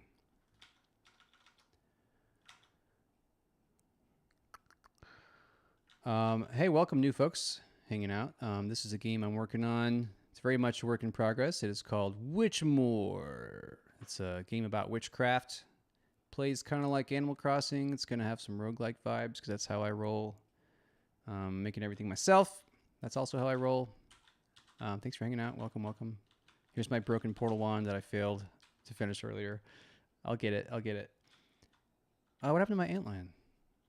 Oh, right. Okay. It changed. Basically, it updated its own sprite to an empty sprite, and so it hid itself. I don't want that. So let's go look at our Antlion roll. Welcome, wife. My wife, everybody. You might not see her, but you might hear her. No, it's not creatures. It's the big sprite. Okay, so we have these 3 different sprites. There's an underground, a warn, and an attack. So for underground, it'll look like that. The warn, you can just see the teeth coming out. And then the attack sprite, the whole antlion comes out and kills the player. So that's good. So now it should look like an underground sprite. That's fantastic. Okay. So let's go look at the next behavior. Start underground, we did it. Warn when player triggers. Okay, so I think what we want is a... Oh, I'm in the Gamish. That's not good. I'm in the Gamish code. Okay, I'm going to close that. So we want warn when player triggers. Okay, so we need to validate here. We'll say if not of attack kind. Whoops. What was that? Okay.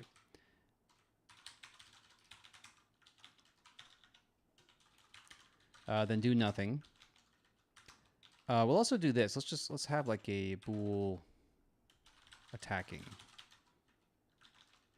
And then we'll just say if you're attacking, don't do anything. And then here we'll be like, yeah, I am attacking. I might do that a different way. I think I do need a coroutine actually. So maybe I'll Gamish do it. Yeah, maybe I'll do it that way. So I'll have like a attack coroutine. And I could just say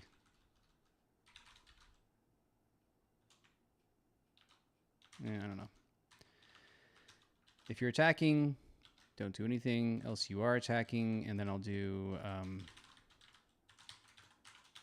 I'll say attack coroutine equals that. And I'll call I attack.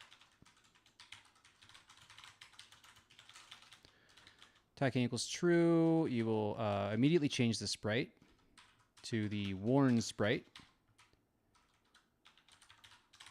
Do we have any audio clips? We don't have any audio clips, so let's add some. We're going to have a Warn audio clip. And we'll have an attack audio clip.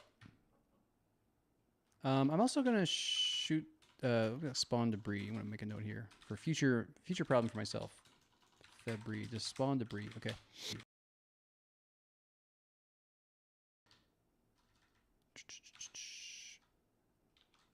Whoops, that's not going to work.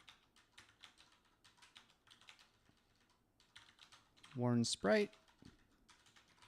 Yield return new, wait for seconds. Let's wait for like a little bit. Then let's attack. And we'll change this to the attack sprite. And then we will wait another beat, although probably not very long. And then we'll say revert to default state. Here we'll say to do spawn killer actor. And then we're going to return to the underground sprite. So warn, attack after delay, spawn killer actor. Spawn debris here. Ooh, Leech might be next, you guys. What fun.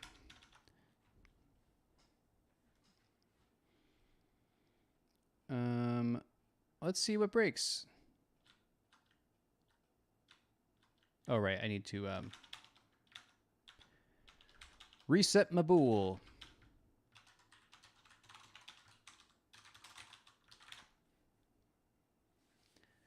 Don't forget to reset your bools.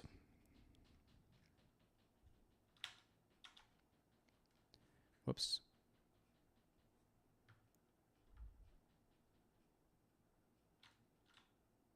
All right, let me turn the lights on. Oh,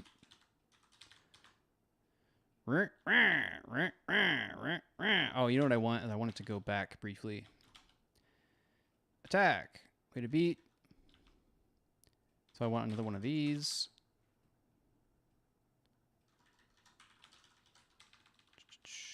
Warn sprite. Just for a second. Maybe that's even shorter.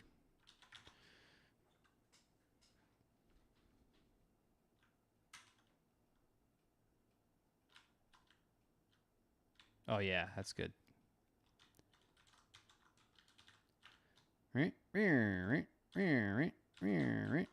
Okay, cool. So, do I have the killer actor? No, I don't. Okay. So I guess I'll just. This has a lot of properties. Game, object, spawn, attack, actor, prefab. Sure. So here, actor.director.spawn and init at killer. What? Oh, attack actor prefab at transform. Opposite. Why? Here we did that. Oh, I need to play those sounds.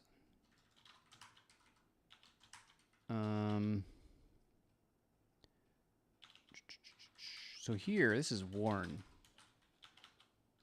And I'll get a copy of my El Director. Director, I keep typoing everything. Whoops, need that. Oh, really? Okay. So director.play sound. I guess we'll do random pitch. And we'll say warn audio clip. And then here we'll do the same thing, but we will make it the attack audio clip. I also want to spawn debris, but I need to let's see how Mortal Roll does it. First, let's see if that breaks or not. Oh, it's probably just this. Yeah, I probably just need this stuff. So I'll just lay it down here real quick for later. Let's go see what broke. Oh, first I need to assign those sounds. Let's go look at our antline roll. I'm just going to shove some sounds in. I know you can't hear them, which sucks. Yeah, the attack now sounds like a swinging axe. Oh, that's the warn. I need to change that. Axe 4. The warning I'll make sound like a chicken? No, that's no good. Yeah, I gotta fix these sounds. I gotta see if it works.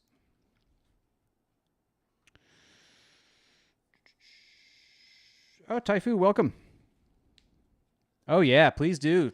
Please do turn on the notifications for the stream. Love it.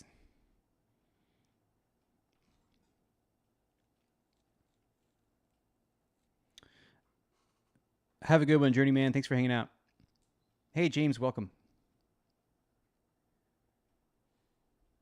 I'm just using the basic audio playing. I think Unity probably even has like Fmod support. I haven't run into needing anything more advanced than what Unity comes with for sounds. Whoa, that's not good.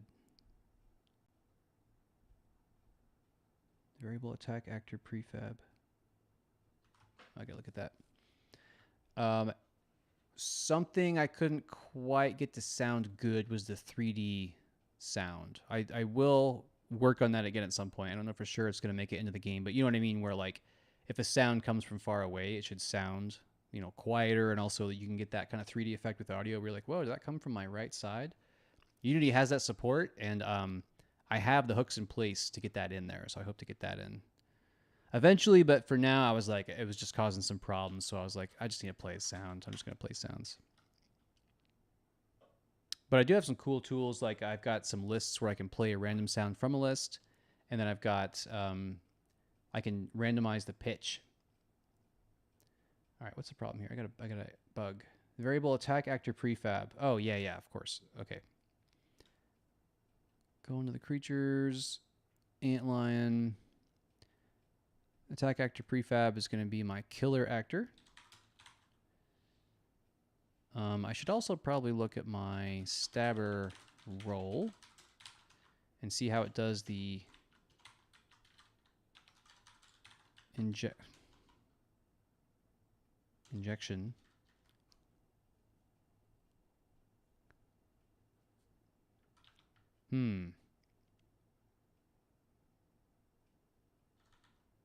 That's not too bad. Okay. So I spawn the prefab. And then I need to do some stuff to it. So it knows what to find. It knows what to kill. So here, whoops. Here I'll say actor spawn actor equals the newly spawned prefab. And if a killer roll, okay, so I need to change this attack kind to a, I guess I'll just call it killer kind list. That's what it's called below. Like killer kind list. Yes, that's actually a much more flexible way to do it. Anyway, let's do it that way.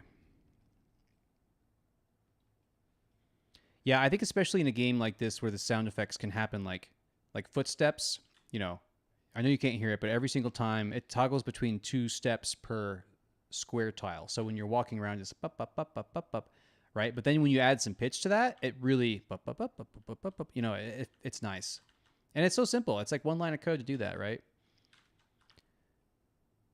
Nothing's really one line of code, you know, but you know what I'm saying is it's not that hard. Okay. So it's not killing me, but that's expected because I don't have any kind of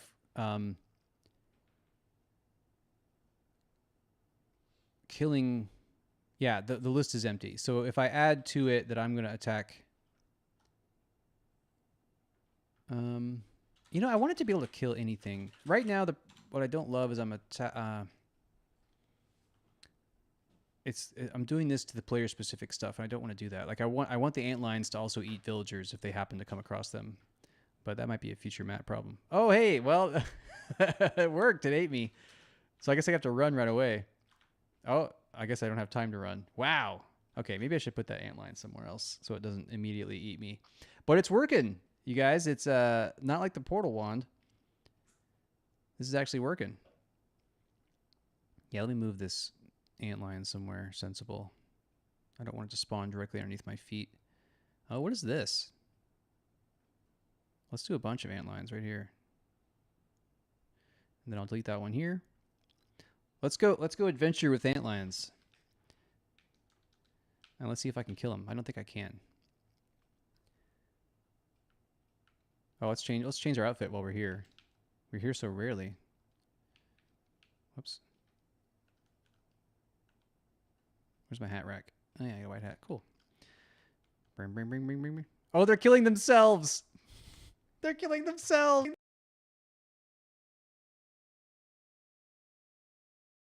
Uh-oh. Why? Oh, Unity's unhappy. That was really funny. I mean, of course they kill themselves. They're dropping killable killers, and they are themselves killable. That's an interesting one. I might just make them not killable for now. I might not ever worry about that. And I can change the attack kind to just killable. Let me put a rabbit over there. Let's see if a rabbit will. A rabbit might not walk over them if it detects a problem there or like a danger. But let's find out. Let's go to our zone. Let's go to our actors. Let's go to our creatures, and let's add a rabbit that can't go anywhere else. Let's see if I can get over there before it dies, if it's gonna die. Oh, it's sleeping, right? Of course it's sleeping. So let me change the time of day. Wake these rabbits up. So now it's 8 a.m. and the rabbits should get up and start walking around. And let's see if they walk into the. Oh yeah, yeah, yeah, yeah.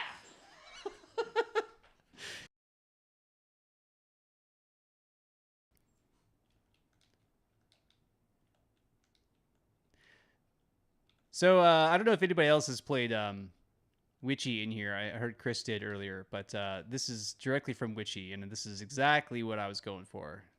That's perfect. So now I have a real nasty danger in the game. That's also a introduces some emergent gameplay in the game, which is really cool. So I'm gonna wrap up the antlion, but let's go ahead and commit what we've got. I need to add some polish, and then I need to distribute it throughout the zones in the game so that players will actually see them. Okay, antlion roll. There's my debris code. I'll keep that around because I'm going to integrate that shortly. There's my new sprite sheet where you can see the antlion graphics appearing here on the right. Great. So I'll say antlion, baby. This is awesome. Yeah, emergent gameplay plus. I love it. My goal is always for like my games to surprise me. You know what I mean? That's kind of my gold standard is if and the important thing is it's when I'm playing, not when I'm developing, right? If I'm developing the game, like bugs surprise you all the time, and that's just fun. But like I want the gameplay to really surprise me. And I know it's gonna happen at some point is you're gonna have like you'll have a villager that you've charmed following you, and you're like, yeah, come over here, come into my witch hut where I will kill you, right? And then the antlion will eat it. You'll be like, oh, I didn't see the antlion there. Or like, you know, the villager will walk in a place you didn't expect. That's exactly what I'm hoping to get. Sweet, sweet emergent gameplay. Okay, so I got a lot. This is such a big roll. I mean, it doesn't do much, but it's got so many properties. So here's what we're going to do is when it warns, we're going to spawn some debris. And then we'll do it again when it attacks. And then I'm going to do it again when it goes underground. So 3 different times it will spawn debris. 3 debris. Let's see if that works. Let's find out. That's a great point. Yeah, I think it's one of the reasons that indies, and there's a lot of reasons indies like roguelikes, right? But a big reason for it is it really does make the game more entertaining to work on because, you know, if you're working on a strictly linear or a narrative game, you know, by the time you're done with it, a lot of times you're real sick of that narrative or you're real sick of those, you know, handcrafted levels and stuff. And, you know, any procedurally generated content you get in there really helps alleviate that a bit. What was I doing? Oh, yeah, we're still on the Antlion, although I put them far away from myself because I hate myself. Oops, I scared the rabbits. Let's see if they actually... No, they're fine. Oh, no. Okay, I got no debris coming from the Antlion, but that makes sense. I didn't set anything. I'm glad it didn't break. We're in our debris section. I'm going to add debris, maybe just some dirt. I don't have a dirt. Let's see if I have a dirt I can add. Let's look at my sprites. Particles. I'm looking for like a brown blob. I could use that kidney. Nothing? Are you kidding me? Bah, humbug. Okay, I guess I'll just use a... I suppose I'll use placeholder debris, and then I'll draw. I mean, it won't take me long to draw a little circle. But I do need it. But I will do most of the work. So I'll come in here, I'll just copy the stone, and I'll say debris, dirt, actor? Oh, weird. Debris stone didn't have the actor suffix. Doesn't, I don't think it matters. Debris clay doesn't either. What's going on here? My naming! Actor! Why? Alright. So, now I've got my debris dirt, although it doesn't look like dirt. Just so I know it's working, I will change the sprite to my stupid placeholder. I'll go into my Antlion.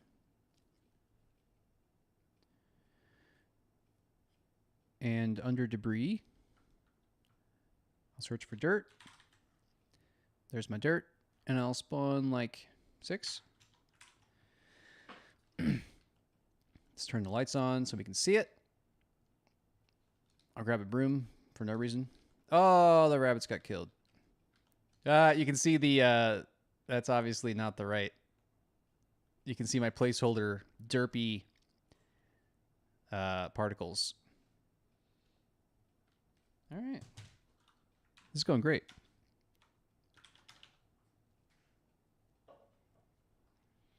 Going great.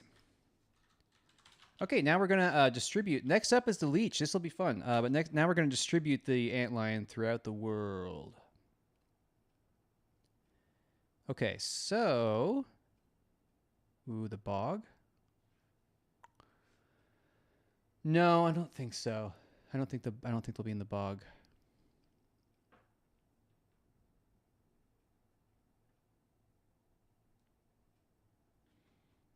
I think they will be in the forest proc gen, which means I needed a populator. So I have to make a new populator.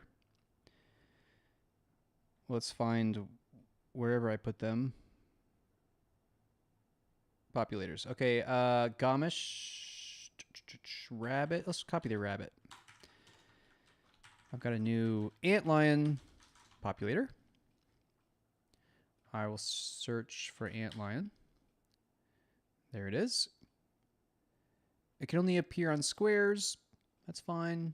Oh, there's almost no chance it'll be there. That's maybe for the best. Let's make it higher. Then I need to go in and add the populator, which there's a lot in the forest. There's my antlion populator. All right. Next, we'll go to... No. That area is not that dangerous. Yeah, I guess they're only going to appear in the proc gen. Let's go take a look and see if we can find any. I'll grab a torch.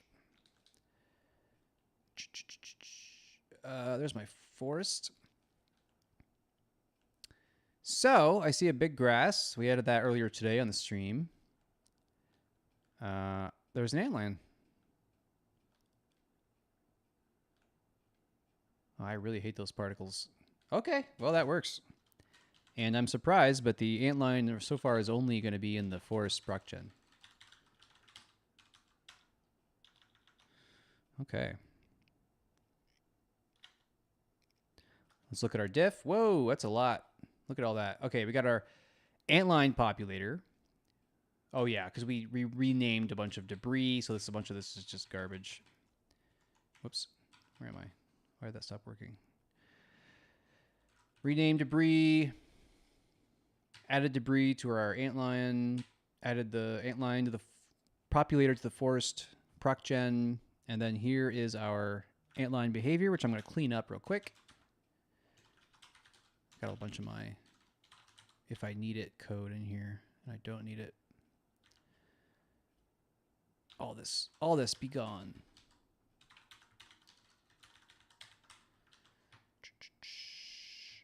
All right, let's let Unity reload. Switch back to our... I use GitHub Desktop for diffs now. Great. Antlion. Ship it. We did it. That's cool. There were not that many dangers in this game until the antlion. Like, there's only 3 or 5 ways to die. Mostly villagers picking up weapons and killing you. Next, we're adding the leech. The leech is going to be fun because the leech is what you use to clean up blood. Yeah, and there's going to be a lot of blood in this game. There's already a lot of blood in this game. All right. Let's get to it. But I think we're going to take a quick break, you guys. We're going to take, 3 or 5 minutes. Just a little refresher before we add some more stuff. We're going to add a leech. We might take another crack at the portal wand. And either a headless chicken, a fish, and or an orb, a magical orb. So let's get to that pretty soon. But I'll see you in a few minutes. I got this fancy. Check this out. Woo! BRB, baby. All right. Talk to you shortly.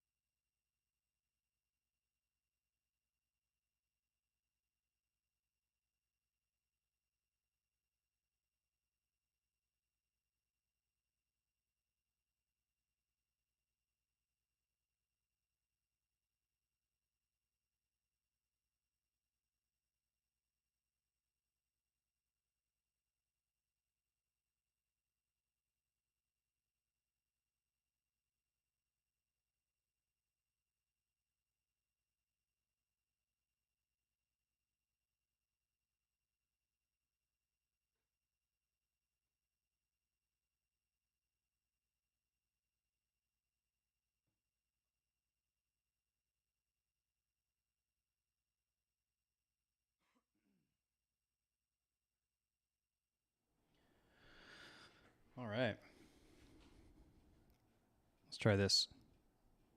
We're chatting. We're chatting now. How about that? Anybody still hanging out? Oh, we lost some folks. That's expected. It's probably lunchtime for some people.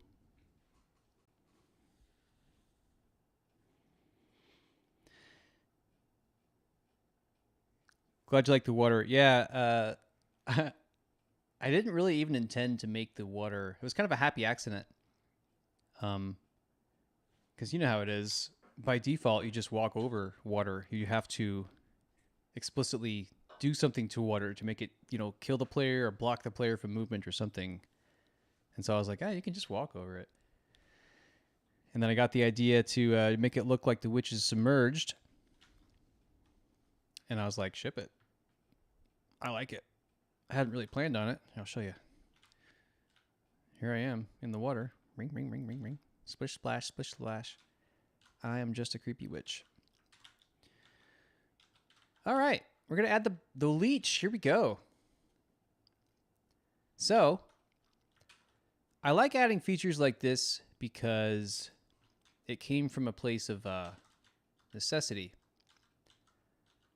Because this is such a bloody, violent game. Oh, as a bug.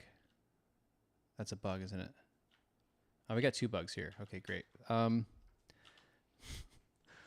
These are later map problems. So I got to write these bugs down. Bug 1 is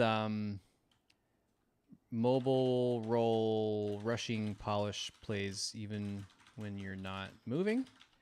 And the other one is Antlion shouldn't react to dead actors. And we can fix that real quick. That's an easy one.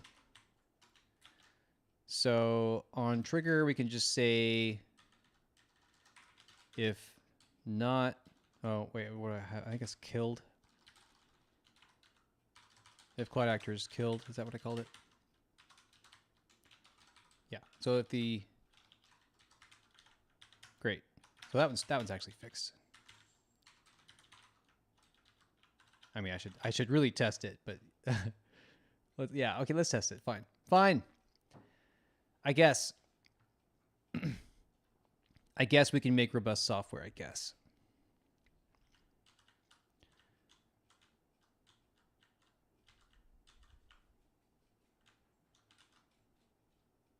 Yeah, it's probably working.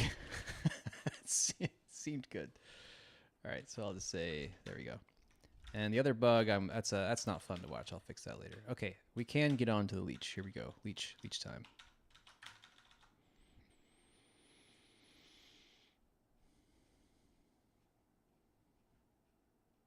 So, leech is a creature, kind of like a Gamish. So I suppose I will clone the Gamish. Leech. I'll call it a leech. I will make it look like a leech. Oh, before I forget. Art, dirt, debris. Dirt, debris. Here's my leech sprite.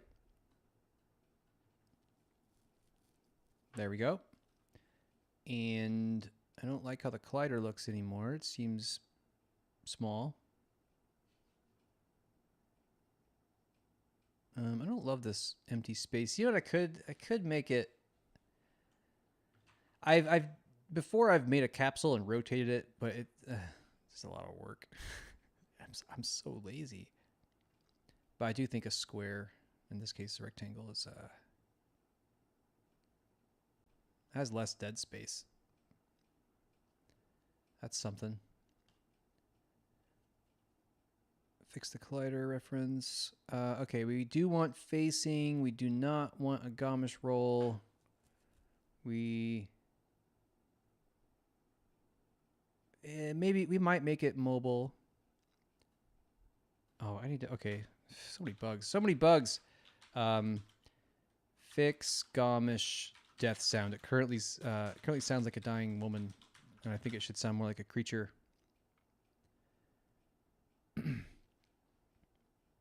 Portable. It's definitely portable. It needs a rigid body. It can keep its status roll, I suppose. Box collider's fixed. All right, we got a leech. It works. And I will add a roll to it. It feels like practically anything I add to this game, I just add a new roll. That's why all my rolls are so many. And there will only be more. Leech roll. And then I'll go into my creatures. Oh, I'm already here. Leech roll. And then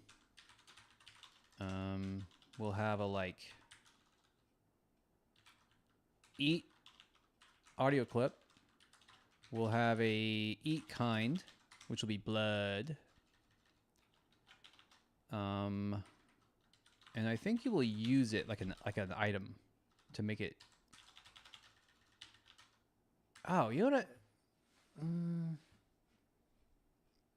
I should maybe just make it act like a weapon. Maybe I should just clone an item. Slash. What is slash? Oh no, I want like eat.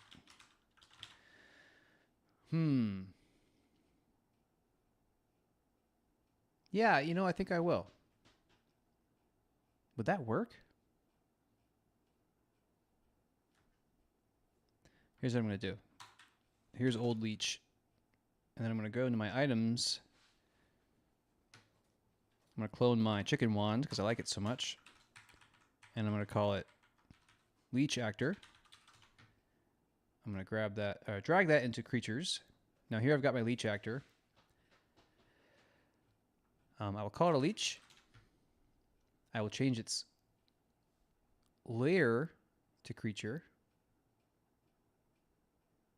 I will change its actor sprite to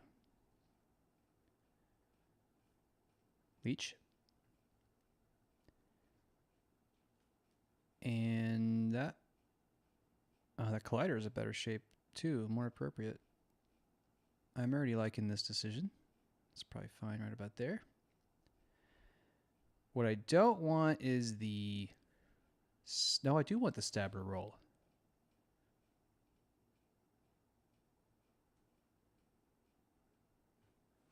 Why does this have no killer kind list? What did I clone here? Chicken wand. Oh yeah, there is no killer kind. Okay. But this will have one, and it will be blood. Mwahaha. I guess the only thing I don't like about this approach is that technically what's happening is the leech is destroying the blood through a utility actor, which is fine. But what I might want is something more where the leech consumes the blood directly and then that property increases. Because I am picturing leeches being like containers of blood. But there's probably a way I can make that happen. Either approach will work, I bet. Spawn prefab. I don't want it to spawn a chicken. That's for sure. I want it to spawn a killer. And a swirl? No, I think a swirl is too much. Maybe a glisten. I might want a new graphic for that. So, we are going to need to change... I'm just going to delete this other leech. I'm probably going with this new way. So let's add it to the world. And I'll treat it like an item, I guess.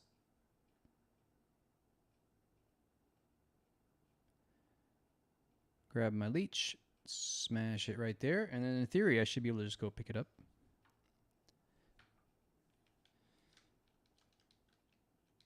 All right, I got a leech.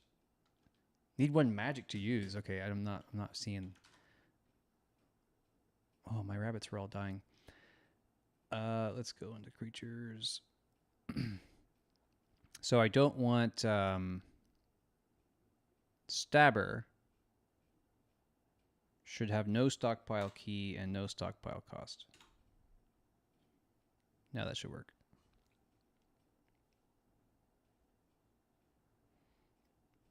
Oh, I'm glad it has Zelda vibes. That's totally what I'm going for. There very well could end up being vampires in this game. You use the leech as if it were like a sword, and it's got that little. I am liking this a lot. I don't know if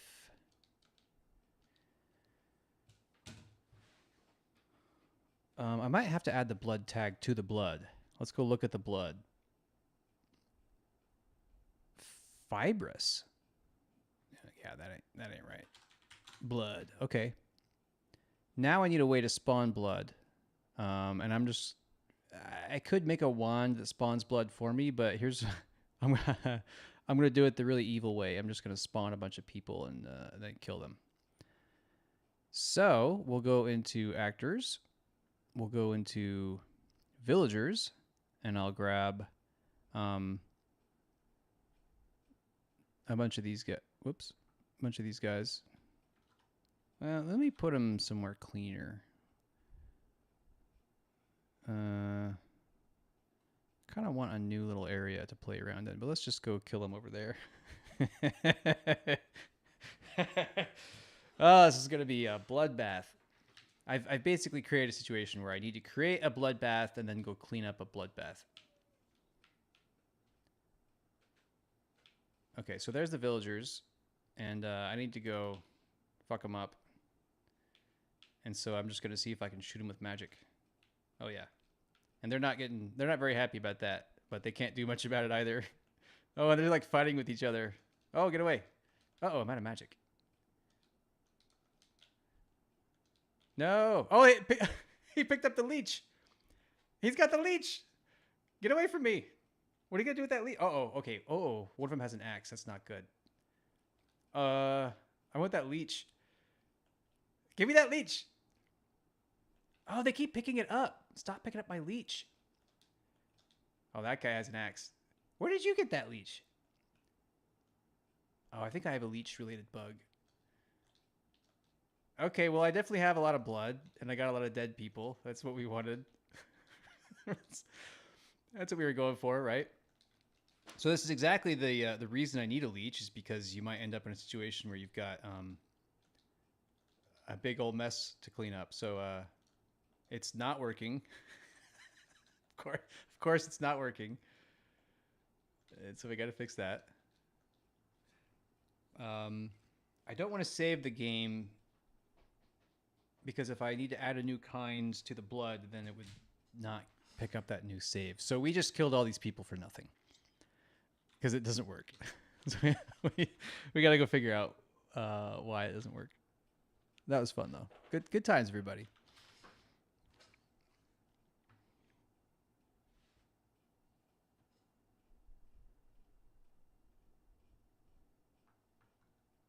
Leech shotgun. I love it. Yeah, so there's a tag. I call them a kind. As a kind, you can put on any item in the game to make a villager pick it up when they walk over it. And there's probably also going to be, almost definitely, different types of items the villagers will pick up in different states. So that's something I'll be adding pretty soon here. Is one problem right now is a villager might pick up, like, say, that leech. But then if you aggravate the villager, I need to add the behavior where they will drop the leech because they know it's a non-lethal weapon. And they want to go get like a knife or something to deal with you if you've aggravated them. And right now you can aggravate them, and if they happen to have a weapon, they will use it against you. But if they happen to have like a stick or something, then they're useless, and they just run up to you and like, ugh. So I got to fix that. Right now I need to figure out why my leech is not eating blood like you do. So we've got our stabber that creates a killer that attaches the blood killer kind.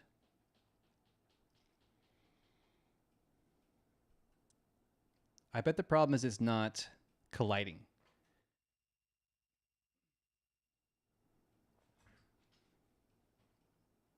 Yeah, the collider is just disabled on the blood. That's not great. So,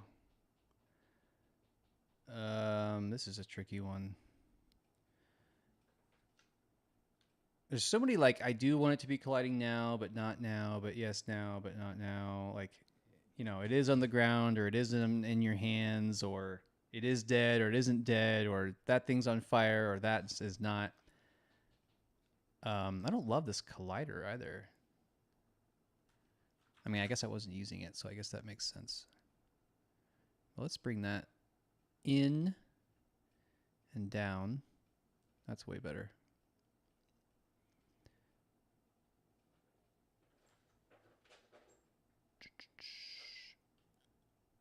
Bring the collider in.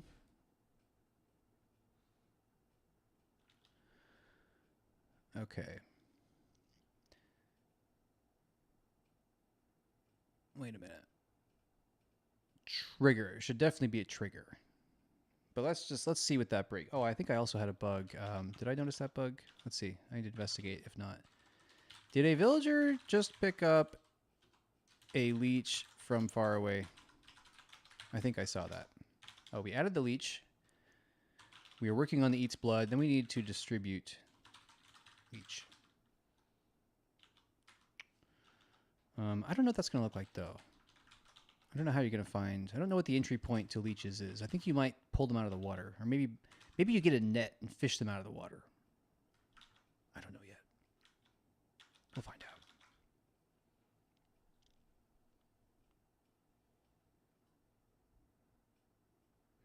Zelda meets Spelunky. Love it. Yes. These are the vibes that I'm going for. Mix a little bit of a little dash of Animal Crossing in there. Where are these dying rabbits? I guess you guys can't hear these sounds, but I have the sounds of dying rabbits everywhere. Oh, okay. They're all dead now. Why are you mad at me? Where are they going? What are you doing? What are they doing? Where are you going? Ah, they're so buggy. Why are you doing this? Oh, they're all bugged out. It's awful. Here, have a knife. Are you coming to get me? Where are you going? What are you doing? What are they all doing?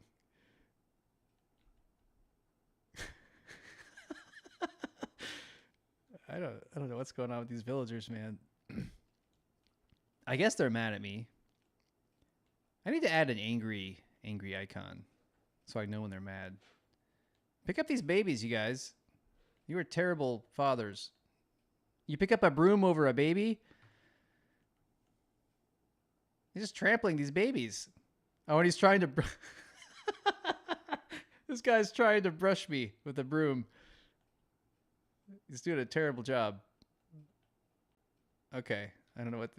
This is pretty entertaining, but I'm also concerned by how buggy this is. It's not crashing. That's my gold standard. As long as it's not crashing, I'm fine. What are we working on? Actually, I need to kill some of these gentlemen. Oh, don't take my leech. Okay, yeah, that villager picked up the leech from like a mile away. There's some kind of bug going on. Yeah, again, yeah, something's. Will you get out of here? That's too many. Okay, I gotta delete some of these. What are you fighting about? What are you mad about? Okay, at least I have a lot of blood now, and I can test out the leech. If I can pick up the... Oh, get out of here. Oof. No, it's not working. Why? I'm having collision woes today. Let me try something. Let's see if it kept that killer actor. It did, so let's go look at it. Collider, it's a trigger. Layer is projectile.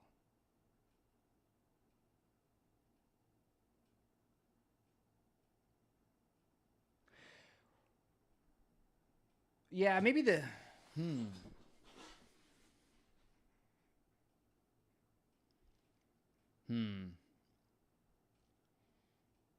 I'm thinking this is game dev thinking.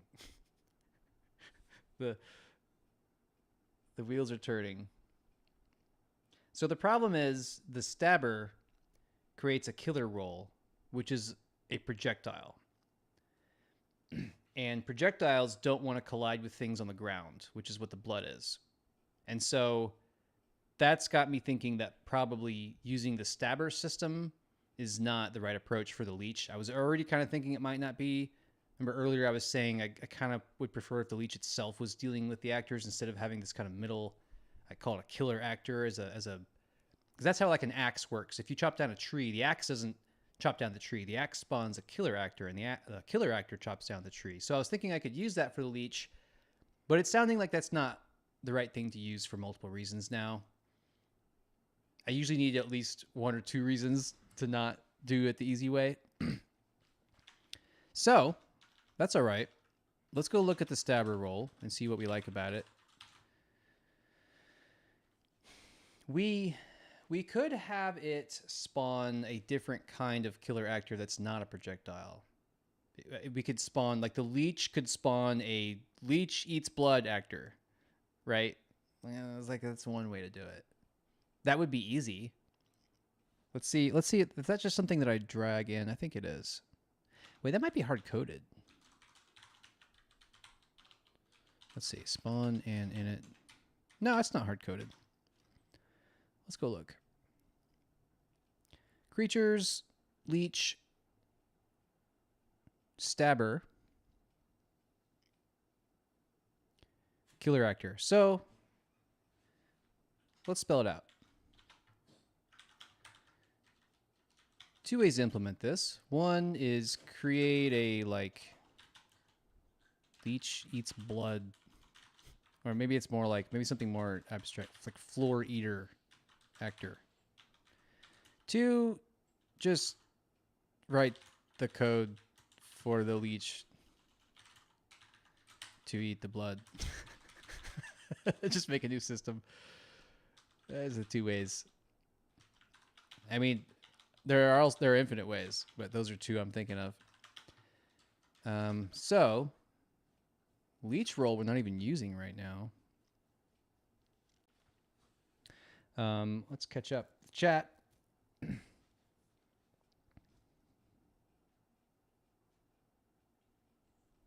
The Venn diagram, yeah, of this game is a bullseye for me. Zelda, Spelunky, Animal Crossing. Yeah, if it's not crashing, you have hope. When I see bad behaviors, I'm like, oh, like the villagers are broken. It's running. We're not that bad. It could be worse.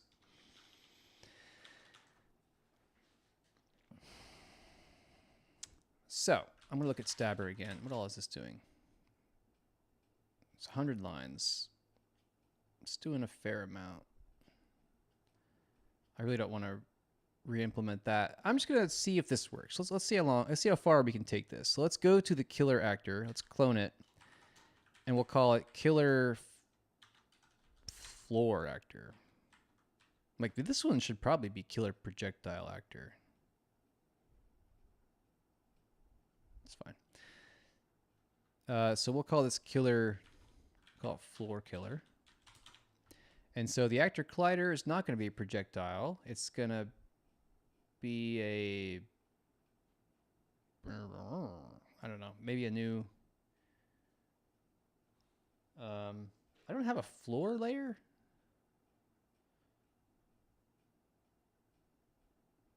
Yeah, I guess not. I don't see a problem with doing it this way.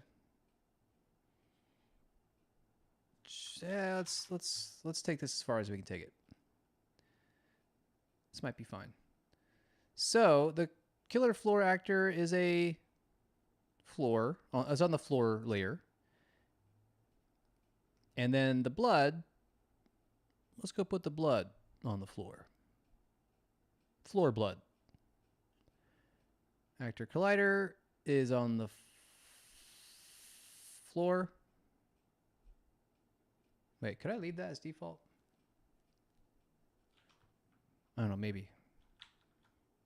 All right. So Why does... I thought things collide with everything by default. Floor is picking up the values of magic circle. I don't like that. Let's just see what breaks. You know, I hate... It's just the easiest way to get some blood. It's just a little bit of murder. Oh, get out of here. More murder. Oh, I forgot. You know what? I can't with these. Oh, weird. They're not actually... What is... This villager is defending me from the horde and like dancing on their bodies. This is unexpected. Okay, so he's real mad. He's real mad at me, but he's bugged out. Are you gonna kill me at all? There he goes. Whew, okay, I got work to do. I got fixing to do. Good grief. Okay, let's go into that zone and get rid of... We can't have that horde of villagers. They are just going to come and kill me. We got to get rid of them. Goodbye, good sirs. Great.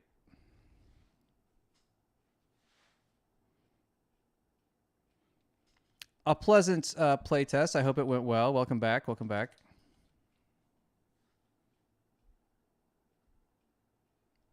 You know, it is on my list to put the systems together and make it happen to where you can charm a villager to defend you and you know, maybe do house chores for you and whatever else is not that hard to implement.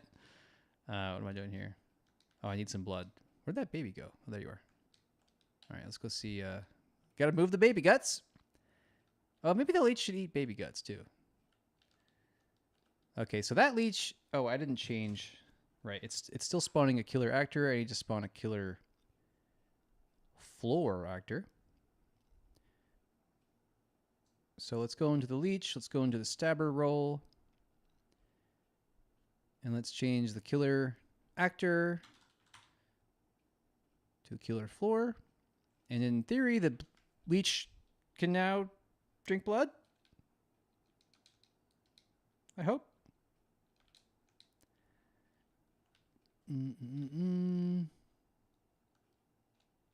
Yeah. Yeah, it does. Now, this is a weird thing I'm going to do. The blood needs to be mortal. It's going to be living blood. This is a weird universe I'm building. But the reason for that is so that the blood can bleed. Obviously. Blood's got to bleed. But I need the debris, right? So if I go into the debris and I go blood, give me the debris blood, and I'll say like, it's pretty wet. Let's give it like 6. Now, the leech should be able to eat blood. I need more things to kill. Let me get some critters over here. Oh wait, I'll take the leech to the blood. Yeah, so now the blood bleeds. Let's go find these dead rabbits. The blood though. I think the antlions are on top of the blood, so I have a layering problem. But we need a lot more blood. Maybe I'll just make something spawn blood real quick. Let's go into one of my debug items. This thing spawns a lot of stuff. Yeah, let's just redo this as blood real quick. So we go blood, give me the blood. Blood puddle, and then we'll spawn like 10 of those in a circle. We'll turn the lights on. We'll grab our new blood wand, and then we'll grab our leech, and our leech eats the blood.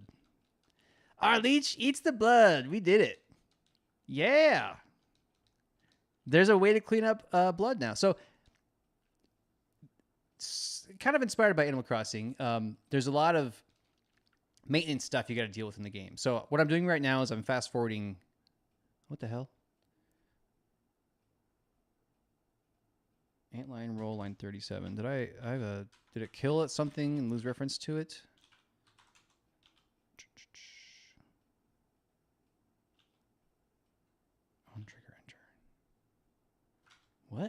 Hang on, I got a bug. I will get back to the dust and the passing of time. Actor line 432.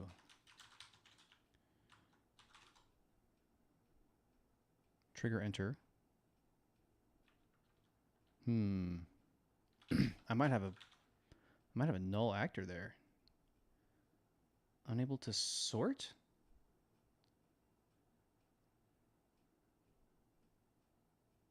What the hell is that? Toolbox line 84. Growth actor? Hang on. What is going on? How dare there be bugs in my games? Shuffle list. What is shuffling a list? What is doing that? Oops. All right. Growth roll. Okay, yeah, it did say. Growth roll line 69. Nice. Shuffle list, spawn position list.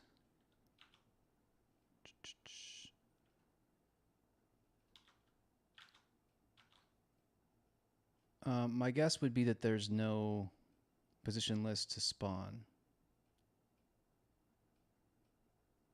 The good news is that this was so. What's happening here is I was passing time rapidly with the wand that makes 8 hours fly by, and that caused a bug with a growth roll. A growth roll is there's these entities in the game that cause things to grow. So here you can see I have all these growth rolls, and so this plus by the chicken.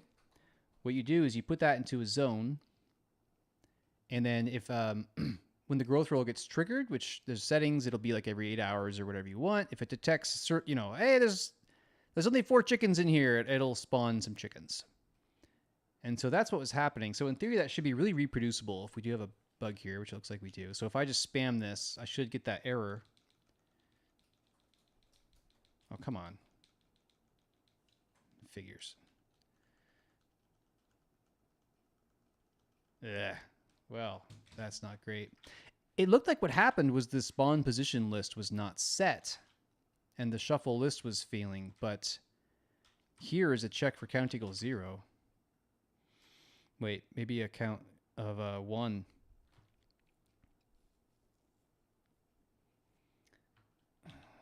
I could say if maybe this is safer to do at least. But I could say if it's greater than 1. Otherwise, why shuffle it? You know what else I've noticed? Like I told Unity not to do that unless if I'm running the app, but it kind of ignored me.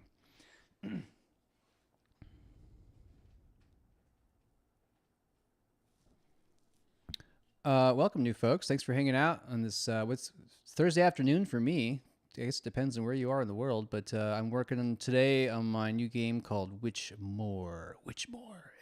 It's really cool. I'm excited about it. It's a long time coming. It's a Witch in the Woods kind of game, sandboxy, overhead action game. I'm excited about it. It won't be ready this year, maybe next year. But what are we fixing? We are fixing our growth roll, which we did here. Oh yes, catching up with chat. Yeah, Chris is vicious in the playtest. Every game is poop.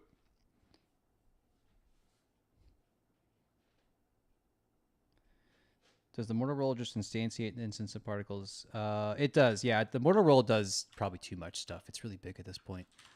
But that is one of the things it does, is it spawns particles.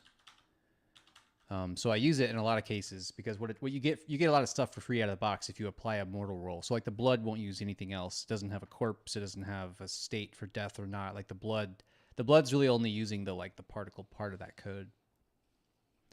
We ended up going this way, and it is working. So we are close to committing here. The problem is I've got this growth roll bug, which I might have just fixed. I'm going to have to make a note, though. Bug, investigate, growth, roll, error. I probably should have saved what that error was. Oy. So, I don't think I'm going to place the leech into the world. Every time I've made another actor throughout the stream, I've put it into the world. But with the leech, I think what I want to do, I think I want to bury it in the bog. And I think I want it to swim around like a fish.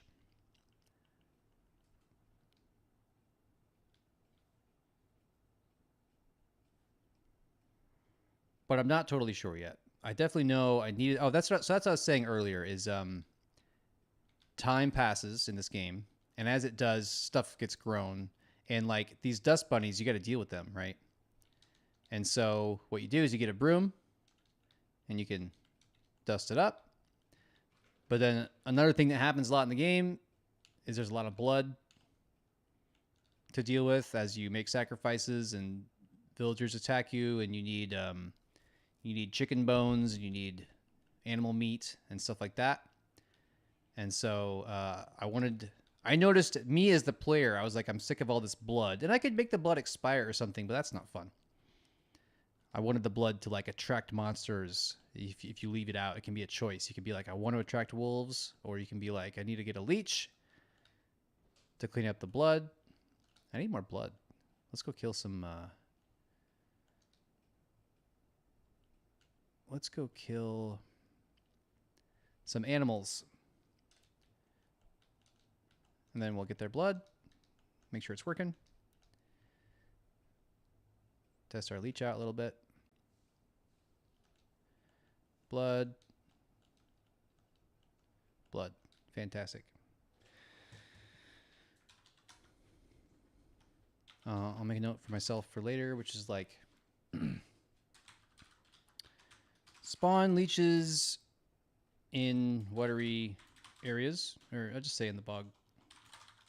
And when in water, just draw blue silhouette. Okay, let's look at our diff.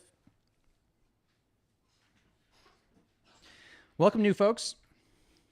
Thanks for hanging out. Much obliged. We're working in Unity today, working on my game called WITCHMORE. Okay, I'm going to commit just this one growth roll change on its own. I don't want to cross these streams. Normally, I don't care too much, but I want to isolate this because I think this is a bug I'm going to have to fix later. So let's see. I'll just say robustify growth roll for now. All right, and let's get all these checked. We added a killer floor actor.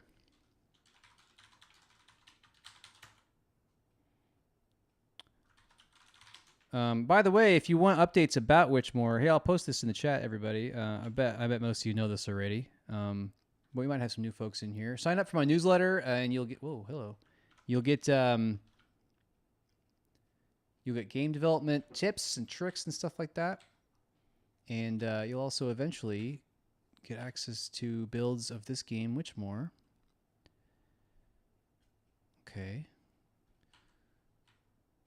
Killer floor actor, floor layer, and leech.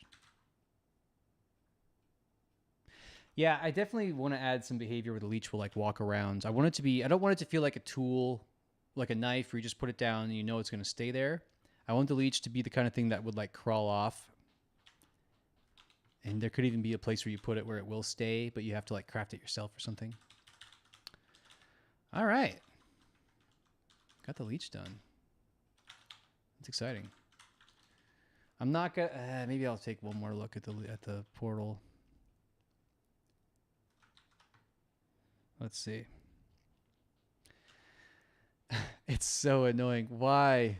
Portal roll. Okay, I'm gonna take one more look. I can't help it. I really wanted to get that portal wand working. So here's the portal wand.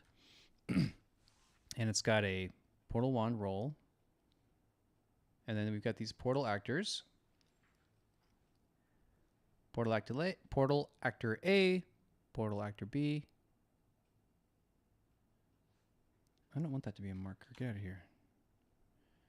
No marker for you. Now, we go to Actor Collider.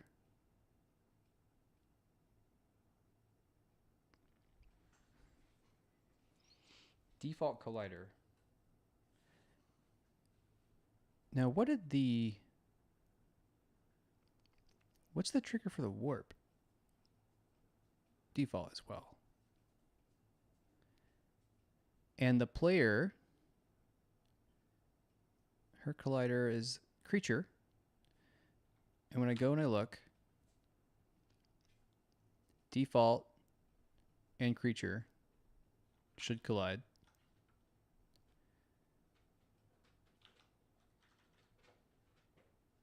On actor, trigger, enter. Yep. Portal roll on the portal. Let's double check that. I see no problems.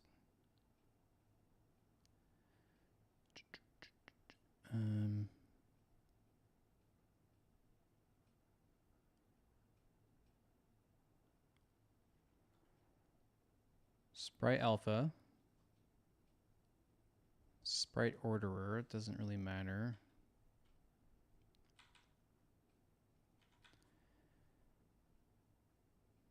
Circle collider, that is a trigger. Nothing crazy going on there. Let's make it daytime.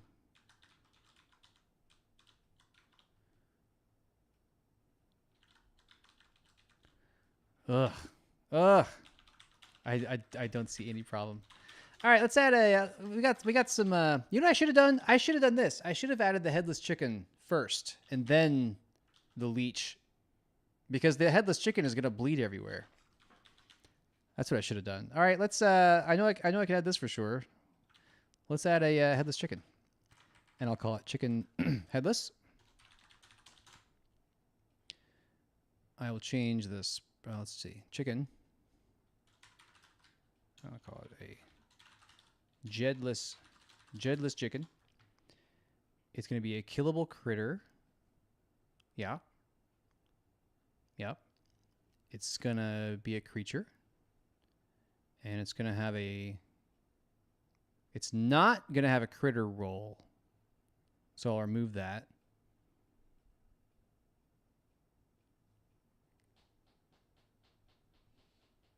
It's not going to have an explorer. No, maybe I'll have an explorer. Maybe it'll have a critter.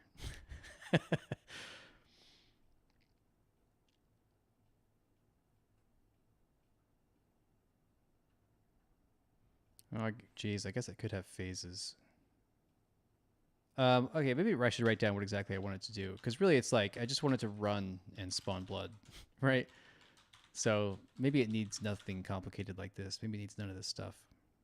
Yeah. I'm just going to start making some cuts. No sleeper. Status fine. Wanderer? No, you're not wandering. Portable? Yeah. Phases? No. Get out of here.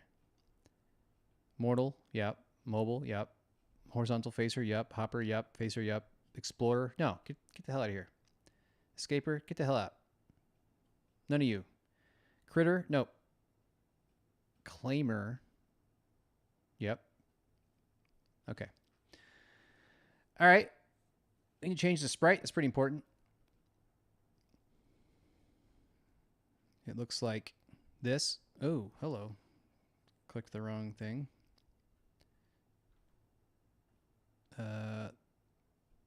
Just lopped his head off. Blah, blah, blah. Okay. Let's put one into the world. It won't do anything yet. I'll just slam one right here. I want the creatures palette. I want the headless chicken. And I'll put him right there. Let's fire it up. There he is. Headless chicken. We're done. All right. So, we want it to run. We want it to spawn blood. So, let's first call it done. No, let's commit what we have, though. Headless chicken, first pass.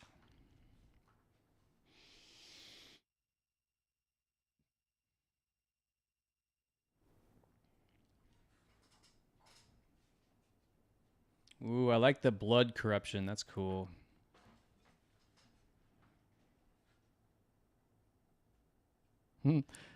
Naloth, hope I pronounced that correctly. Let me know if I didn't. Welcome, welcome. Good to have you.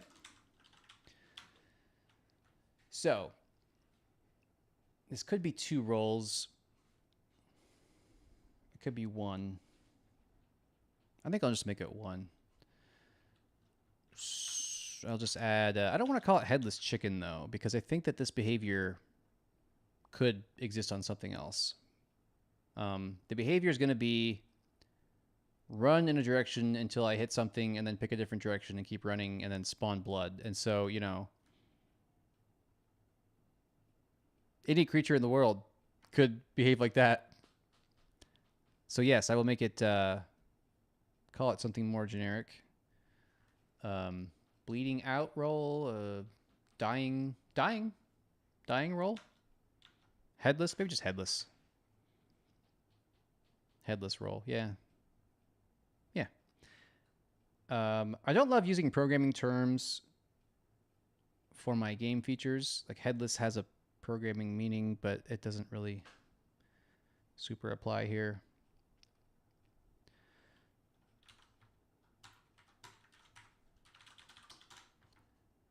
Headless roll. Headless roll, and this is definitely going to have a blood prefab, blood active prefab, and then I need access to the mobile roll. Do I have that in the actor? No. So let's see. Run. This needs. I need more. Rush. Pick a random adjacent direction. On collide, pick another.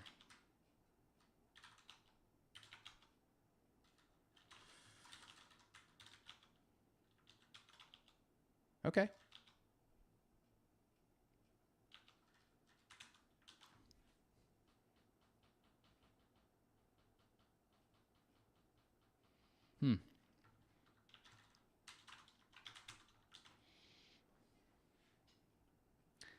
Just thinking, I don't know if I have a way. Like I think what happens to the chicken right now.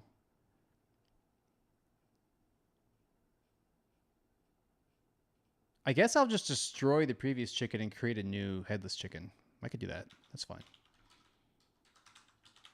Okay. So nothing there. I don't need that. Where's all this crap? Get out of here. Oh, actually, I do need that collision stuff. That's right. But I don't need you. I need a ticker. And I'll call it 0.5 seconds. Yeah.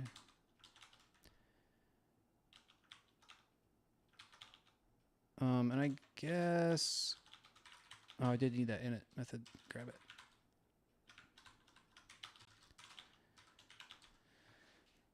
So here I guess I'll say...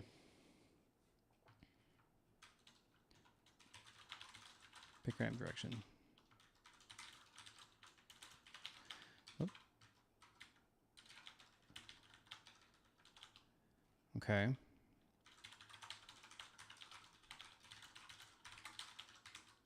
All right.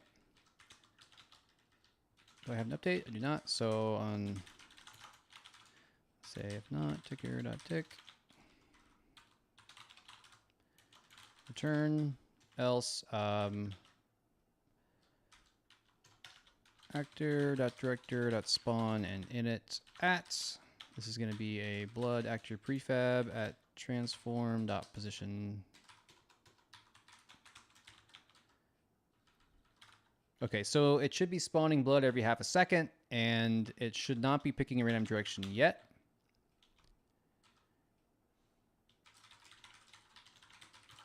I want to turn that on. Okay, so I have a mobile roll. Yes, I want the headless roll. Gotta drag a reference to the actor, which I failed to do somehow. Drag a reference to the mobile role. Blood actor prefab. Go find some blood.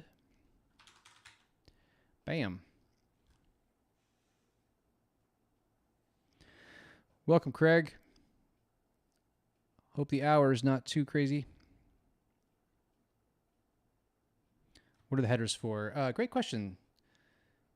I think you're talking about these, right? Like headless roll. So when I come in here to the headless roll, every roll in my architecture here extends the base roll, which has some things that it uses at kind of a game engine level for me. I can turn on debugging. I can choose to save data to disk or not. I can turn the whole thing off and stuff like that. And so I like to draw a line and be like, that's the base stuff that every roll has. And then here's a line where headless roll is below here. And this is stuff that just pertains to this specific roll. So that's how that works. With a reference to the mobile roll and the blood actor, this chicken should be spawning blood. And it is. Let me turn on the lights. What's going on? What? There we go. Blood, blood, blood, blood, blood. Okay. Only problem is now it's not moving, which is not great. Let's find the explorer roll. What the hell is all that? Oh, right. Oh, it does need an explorer roll. Yes, it does. I deleted that. I cut too deep. That's okay. I'll explain. Explorer role is a utility role I use where any actor can kind of describe how it wants to move in the world. And here I could tell it to like avoid solids, or I could say what I'm going to do with the chicken is say the chicken wants to avoid water. And so I just stick that data there. And then other roles can look at that. And so now the chicken should be able to understand that it doesn't want to walk into the water. Wanderer is what I wanted to look at. Wanderer role is what most creatures right now use to walk around. So here, I'll show you. Right now everybody's sleeping because it's midnight. I got a rabbit and a chicken here, and there's also this villager here. They're all sleeping. And so they're not moving, but if I make it 8 a.m., they're now wandering. And what the wandering does is they just pick a random place and move to it based on what the explorer role says. So I want to use... What if I did use the wander role? It was just really fast. You know what I want, though, is I don't want... The wander roll, you move from one tile to the next, to the next, to the next. And what I want with the chicken behavior is I just want the chicken to run in a straight direction until it smacks into something. So it is pretty different behavior.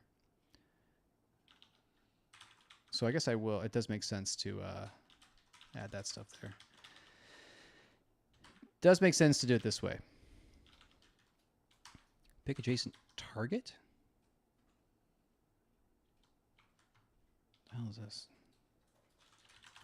I got to figure out how the wander roll works. Okay. No, this doesn't look like what I want actually. No. Pick adjacent target.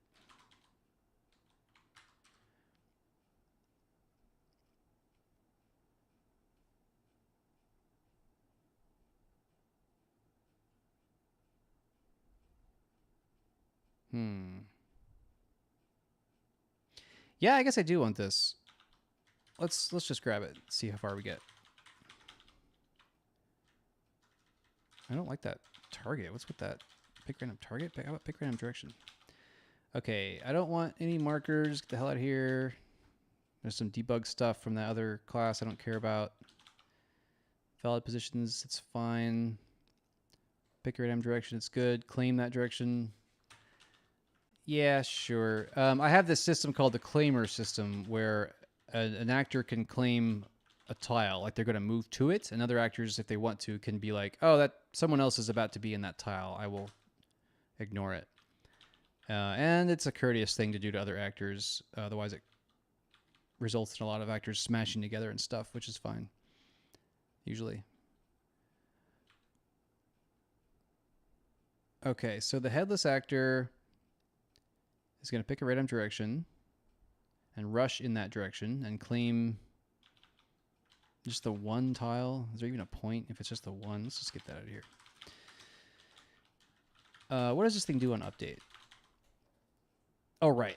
So this one actually checks to see if it arrived at a tile and stuff. And I don't want that here. Instead, I want, if you collide with stuff, I want you to pick a different direction. So that's good. Maybe I can just call that method pick random direction for, I guess, each of these. No, not trigger. I guess just collision. Yeah, I guess just collision. Headless roll. All right, let's see where we get. I think something's going to break.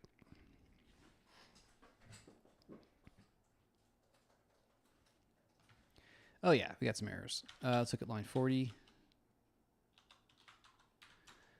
40. Marker roll. Okay, I don't have a marker roll.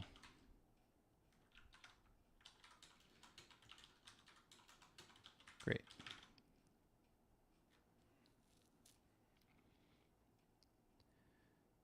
Line 46. Target position equals... Oh, I don't have a target position, do I? Do I want a target position? No, I don't. I guess I could just say... Oops. Yeah, that should be fine. Does it work? Hey. Does it have the head? Yeah, it's got the headless. Headless and Explorer. Okay, you know, it might. Let's see. It immediately ran. It immediately just ran off into the abyss. That's not great. There it went. There it went. Oh, there it goes. No, there it goes. That's kind of fun. That's sort of working. There sure is a lot of blood. I definitely should add a check where it's like, don't bleed on top of blood, because that would just end up in a lot of repeat actors and stuff. Also, maybe if you're... No, I kind of like it. I kind of like that when you're carrying it around, it just bleeds. Because like it's like dragging a body or something. That kind of works.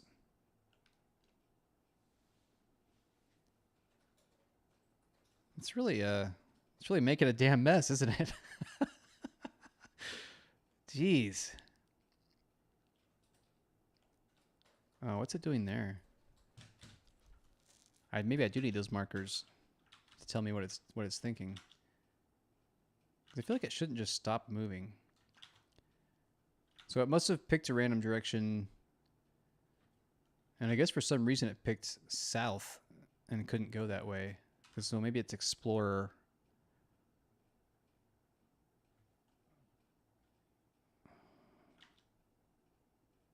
Hang on.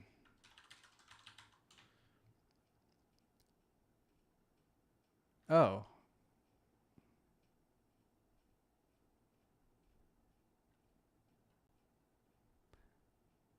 No. Unwalkable collider. It's got, yeah, if it detects an unwalkable collider, it should not include that. So I don't know what's going on there. But, I mean, you know, we got a headless chicken.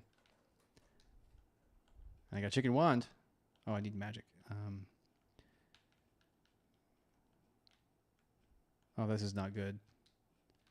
Why am I stuck? Yeah, honestly, this chicken is very buggy. I do kind of feel like though that they should just die after a while. I don't think they should live forever in this state where they're just bleeding indefinitely. So yeah, maybe I'll give them a TTL. I have a lifespan roll. You want to see if this just works? Actually, first let's see if we can kill it to see if it dies and has a mortal. Come here. Where'd you go? Yeah, so it turns into a chicken. It even made a chicken sound. Okay. So let's add a lifespan. Get out of here. Let's add a lifespan roll to it. Lifespan roll. Let's drag our actor into it. Let's say it lives. Let's just test 5 seconds, and we want to save that to disk because, you know, if half the time passes, we want to load that data up. So, in theory, this chicken should die in just a few seconds. And it did. That's great. Okay, I like the lifespan roll. Get out of here. I like the lifespan roll in there. Where does it go? Let's just show it up here. Explorer goes way up here. Keep it clean, everybody. Keep your components organized. It probably matters.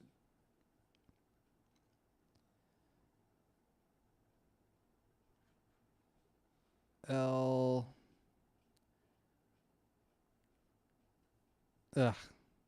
Really wish there was an easier way. Maybe there is. I'm sure you'll tell me if there is. HIJKLMNOP. There's a lot of H's in here.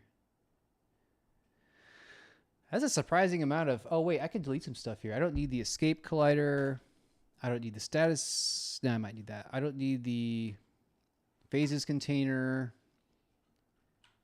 I do need the rest of that, though. Okay, so we got an actor with a claimer, an explorer, facing, headless, hopper, horizontal facer, lifespan, mobile, mortal, portable, rigid body, status. That's a lot of stuff for just one chicken that's almost dying. Almost dead. And it's dead. Okay, I do think I'll make that more like 30 seconds. I just kind of wanted to test something fast. So let's go into the lifespan roll and make that 30. Great. Now I think the last piece of the puzzle is turning the chicken into a headless chicken when you kill it instead of what it currently turns into, which is a chicken carcass.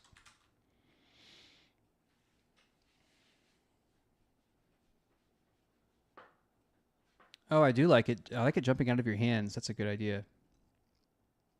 Blood particles from the neck. Yeah, these are great ideas. How hard would that be to do?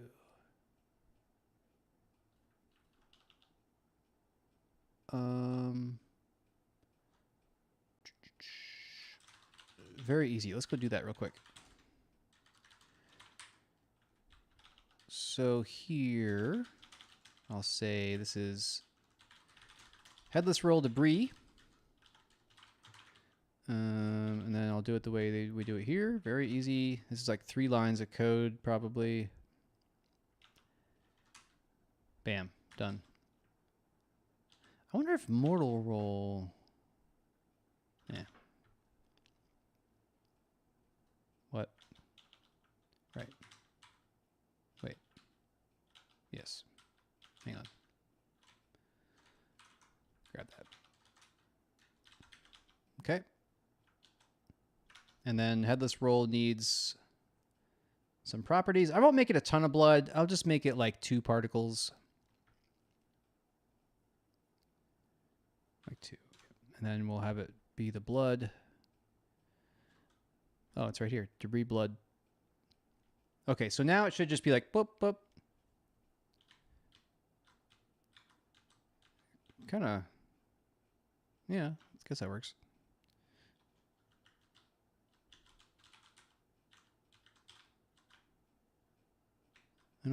It's not coming out of its neck per se, but I guess maybe particles are being drawn behind. I do like that it's just pure chaos. Obviously the behavior needs some work, but it is like, no, this stinking chicken. Now I got to clean up this mess. Ah. Ooh, let's see if this works. Let's see if you can possess a leech.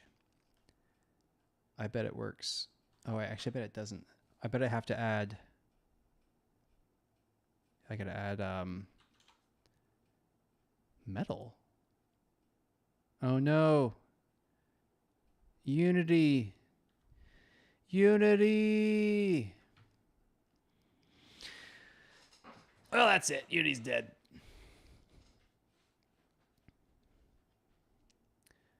All right. Reopen it. It was still bleeding when it was dead, was it? Oh no. We can fix that.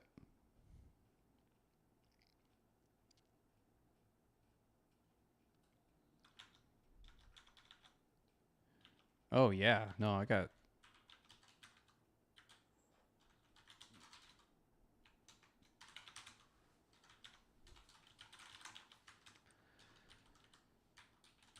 All right. There's my little pattern. Hey, buddy. Now the carcass should not be bleeding when it's dead, in theory. Oh, it's pushing the crib. That's funny. Crib's probably too light. I like the blood flying around everywhere. Yeah, I gotta fix that to where it shouldn't spawn blood if there's already... Oh, wow, it pushed me it pushed me out of the map. Wow, that is emergent. Where am I? I am just a witch hiding in the bushes. Don't mind me. Oh, you know what I should have is some like stealth gameplay. Look how good that is, where the hat comes up above the... Yeah, I'm liking that. What are we doing? What are we doing? I'm gonna remove the claimer roll stuff. I don't care enough about it.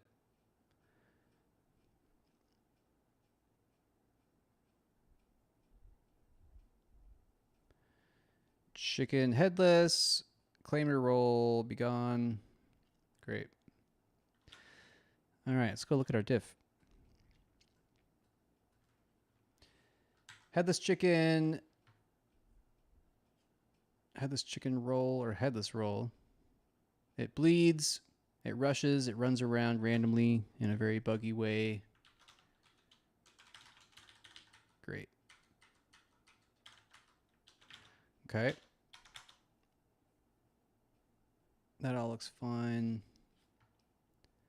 Fantastic. So headless chicken. Let's see one more other thing.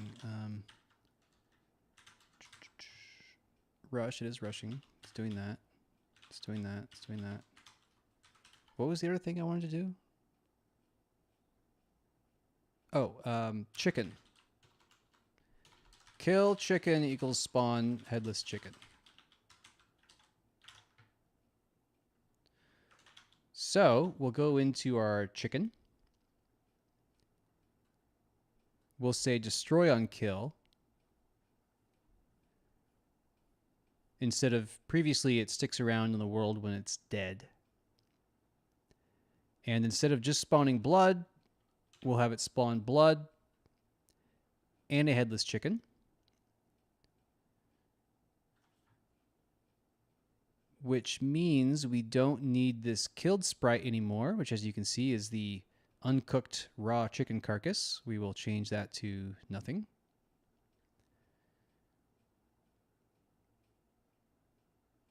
We don't care if it's trigger unkilled anymore. We don't care if it's item layer anymore. Its debris will be feathers. Okay. I think this will work. Let's go kill some chickens and find out.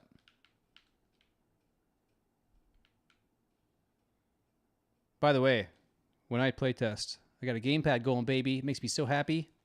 Gamepad. All right, chicken. Headless chicken? Headless chicken? Oh, yeah. Very buggy headless chicken. Get out of here. You're so bloody. Stop bleeding everywhere. No, where are you... There, jeez. See, like now I got all this blood to deal with. So like that's my lock, right? And then the leech is the key. Maybe you have like, what if you had a monster who was like, I want all this blood picked up, And you're like, how do I get all this blood picked up? And then you have to go like to the bog to find a leech to use like a sword to destroy the blood. I really do hope some people find this game because they're like, ooh, Animal Crossing. And then they see me walking around with a leech eating blood. Like, this is a different kind of Animal Crossing. Here's something cool. You want to see me die? You can eat a poison apple and I got 30 seconds to live.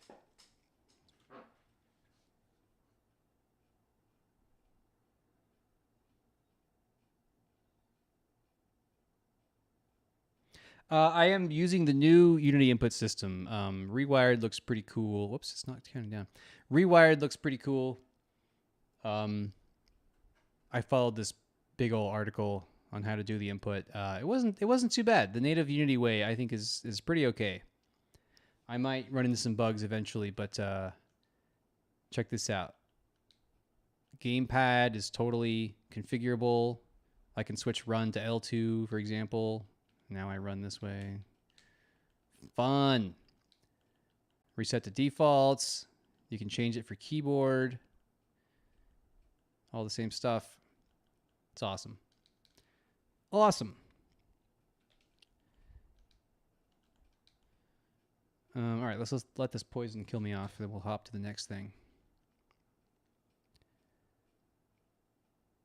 Blah! Poison works. I'm happy to report. All right, let's look at our diff.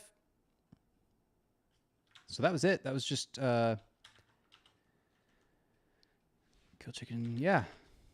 So last part is I'll say I'll keep this around for later. This is a not terribly fun thing to watch on stream probably, but headless roll, bleed. Don't bleed on top of blood. Yeah, that's good. These are like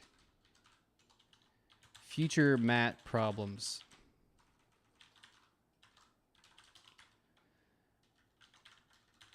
Add fish. Escape when player enters water. Drop. Yeah. Okay. Let's do. Second portal one. That's another feature map problem. Look at this. I feel like I've got just about as many feature map problems as I had things I got done on stream. That's game dev for you, right? All right. So let's do one more thing, and then let's start to cool down for the day. Let me look at my diff here. Chicken actor. If anybody else is going to be streaming, or if you know someone who will be, this is your heads up. We can raid somebody here in a bit, maybe 20 minutes or something. I don't know. So chicken spawns headless chicken. So let's add an orb. Let's add one more thing. And that's going to be a prop or an item. I don't know. I guess. Let's go look at it. Oh, it's in the props. No. No, it's in the items. I don't know if an orb is a prop or an item. Let's call it an item. It's in the items spreadsheet. So I'll go into items.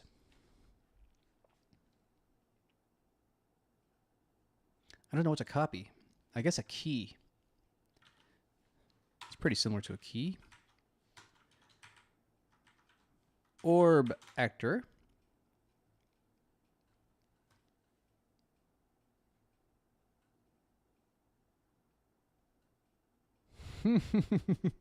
Game dev quotes. I would read that. Hey, anybody that doesn't know, you mentioned a book. There's mine. How to Make a Video Game All by Yourself. Check it out. Paperback, baby. Yeah, buy it up. Help me out. Pick up a copy. Buy a copy for a friend. All right, orb. We're gonna call it an orb. We're gonna make it look like an orb. I just closed that. Items, orb. Let's drag in our orb sprite. It looks like that. I definitely want a different collider. Let's go with a circle collider. And we probably got to bring that way down. Yeah. Ew. What is that sprite doing? Huh. That's a pretty rare thing. I got to bring this sprite down a tiny bit. That's good. Collider. Get that box collider out of here. Circle collider is looking good. Sprite order marker. That's fine. All right. We got an orb, baby. It's portable. We do not want it to adopt carrier facing. And I think we do want to snap it to grid when we put it down. Let's spawn it into our world, and that way we can interact with it a little bit. So I'll go into my actors tile map and my items palette, and I'll grab my orb and I'll slam it right there. Now let's run up to it. Okay, I see the one problem right away. Whoa! Whoa! Okay, it definitely has a, like a solid rigid body going on. That's a... What the hell happened? Why was that so bugged out? Where is it? I did not expect any problems there. Where did you go? All right, I can't do it that way. I gotta do it this way. Oh, I have a crash. It's like throwing errors. Oh, by the way, any Unity people know what in the world this is. Send message cannot be called during awake. I don't even like. Maybe I'm doing that, but I looked around. This is a brand new warning that popped up when I upgraded to 2021, and it hasn't broken anything. Maybe that's okay. Oh, collider component. Yeah, duh. Okay. I switched out the collider completely. So it's a missing... Oh, just none. Okay. Ridding... Okay, the other thing I got to do... no, it's on the rigid body. Freeze the Z, obviously. Oh, I think it's because No, I cloned the key.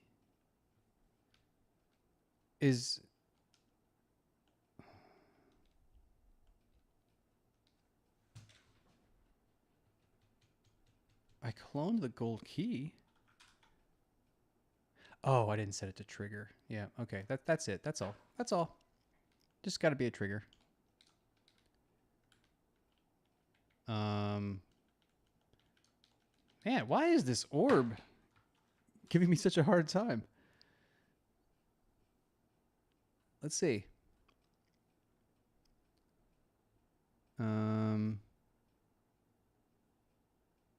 Portable is missing. Yeah, I guess changing that collider just killed all my references. Because it's not doing that much else.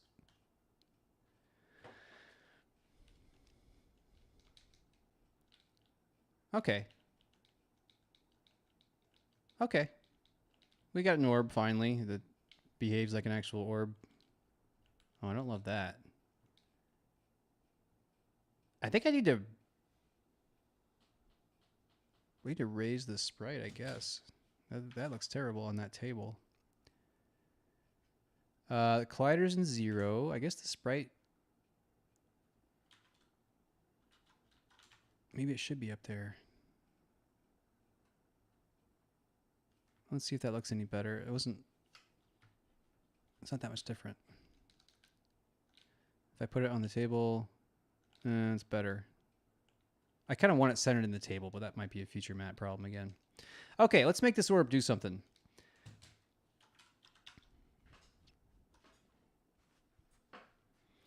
What shall the orb do? So what I wanted to do is detect player. Detect if player is holding something. And show a tooltip if it is. So let's go look at our sign. So let me show you a sign. Whoops. Let's go look at a sign. Do it. Okay, so where's the sign? Pardon me. Do I have one here? Well, I know there's one in the village. Let's just go to the village.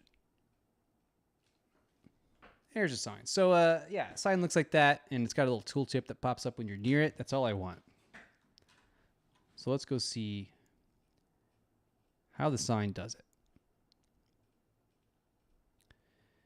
It's got a tooltip roll, a tooltip container that has tooltip text,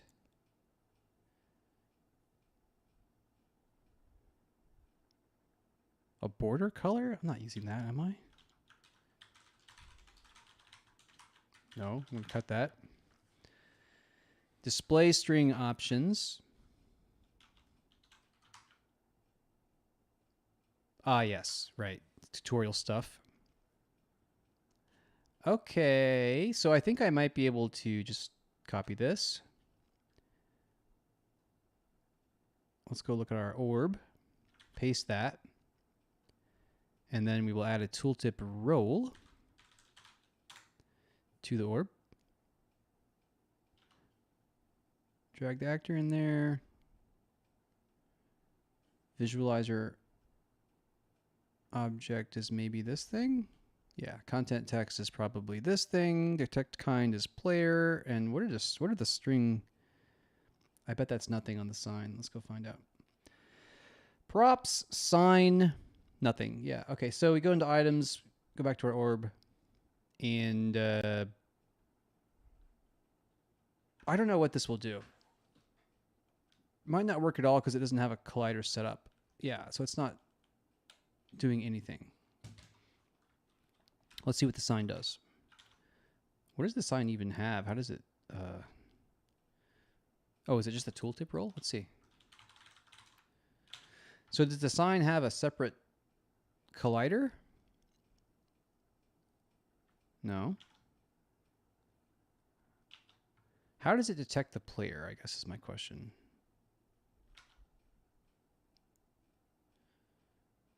Oh, it does. It has two colliders. Is that fine? Yeah, I guess it must be. Okay, let's go to the orb. And we'll just make another collider. And I keep going back to the sign. What do I call it? Oh, it's just the one collider. Okay, right. So this is weird. It's weird how I did this. Why did I do it this way? Let's just add another circle collider, I guess, to this one object. And we'll make it a trigger.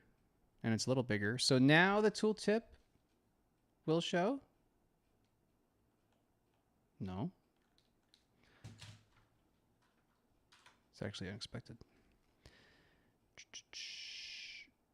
So, tooltip player, tooltip container, yep. Oh, I think they're both triggers. So maybe I think the problem is I don't really actually want this to be an item. I kind of want it to be more like a table. But it's just a sprite issue. Oh, it's solid.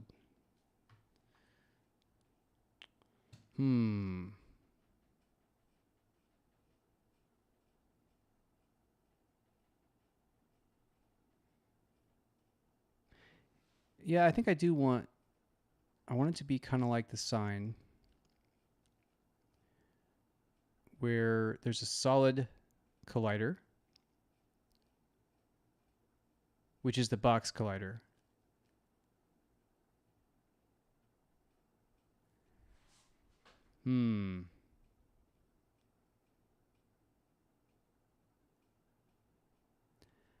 I hate that this has two colliders on one object. I think that's part of the problem I'm running into is I don't want to do it that way. Let's call this trigger collider. And then I will remove the smaller one. Yeah, that's good. And then this one, I'll remove the bigger one. And so this collider should be small and is not a trigger. This collider should be big and is a trigger. Let's see if that helps. Not really. I can push it, I can pick it up, and I can put it down. It snaps to grid. It doesn't get any... The tooltip's not seeming to pick up. Let me see if I'm missing any references in the tooltip or something. Set active false. Token application. Oh. Yeah, it has no text and it's being hidden. And I don't think there's any facility. So let me show you how so the tooltip needs its own data to show what text to show, right? And here's how it works in other places. I'll show you the village. So in the village, you see here we have the sign and there's a 0 here. That's a token. And so we go look at the zone and the token pulls from some of these values here. So that sign says Potemkin Village. So, well, we need that orb behavior, I guess. I haven't even added the behavior yet, so I guess it makes sense. We are now there where we need the behavior. Orb roll. Orb roll. And then the orb's going to need a reference to the tooltip roll. Tooltip Creole. And then on trigger,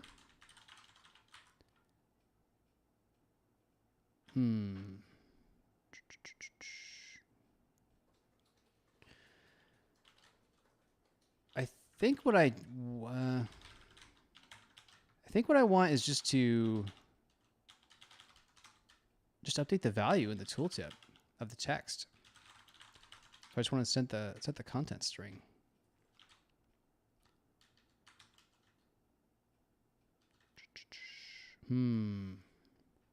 I guess I need like a show hide methods on the tooltip.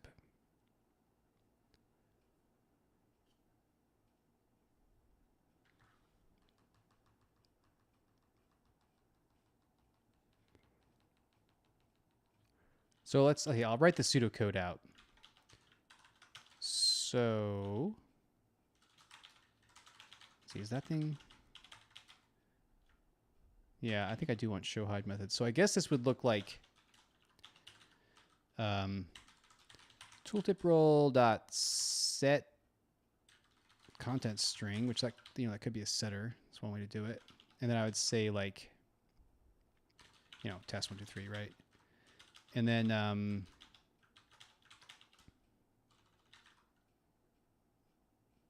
show content string? I guess so. Yeah, it seems reasonable. So let's just make that happen. Blah, blah, blah. Okay, here's fine. So public void set content string. All right, and then we'll say content string, and I'll just do this, I guess.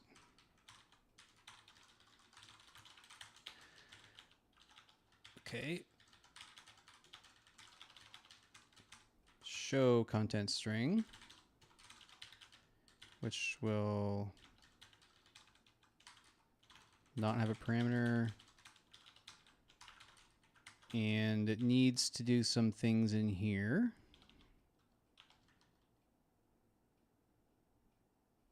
Why did I write it like that? That's hard to read. That's better.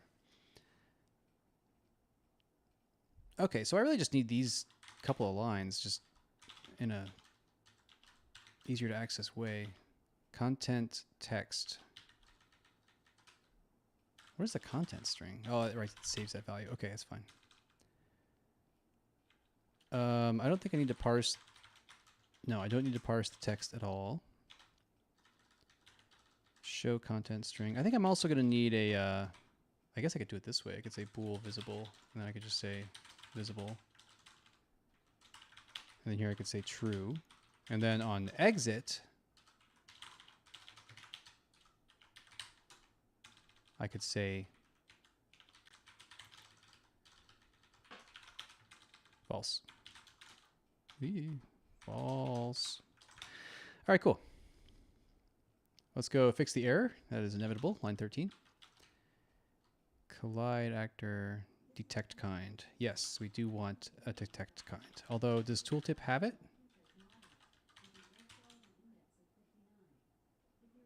Echo, shut your face.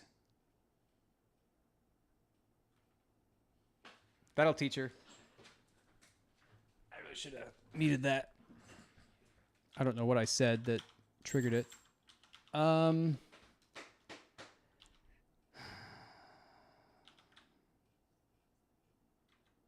So the what I'm noticing here is I have a detect kind on. Should I just do it? I'm just going to do this. I apologize to everyone who hates this. And so instead of detect kind, I'll just say tooltip roll dot detect kind. Otherwise, I will eventually write a bug where I'm like, why is it working? And it's because I haven't duplicated that text, that kind. I don't know if this is going to work or not. Let's find out. Will you get out of here? No, it doesn't work. Why is the world the way it is? Set content string, show content. Let's just log some stuff out. Trigger, enter. Someday I will have better debugging practices, I promise. Oh, wait. I know one problem.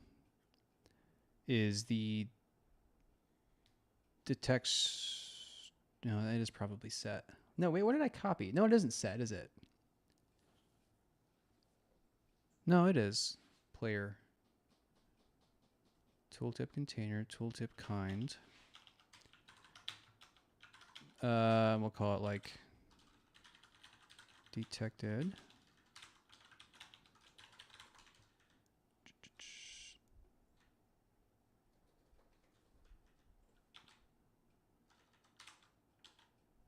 Yeah, that should all be working.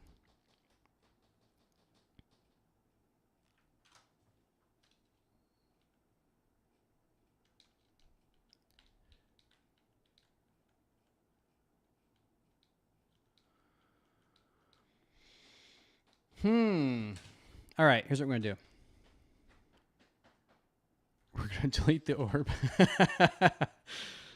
I'm just going to copy the sign. Orb actor. Drag it into the items.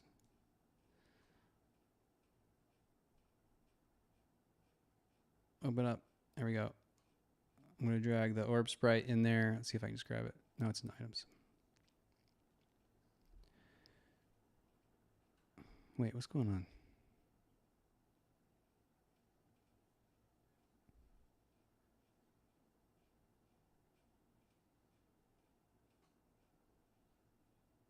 I think Unity had a caching problem there. Yeah, there we go. All right. We will get one more thing done. It'll be this orb.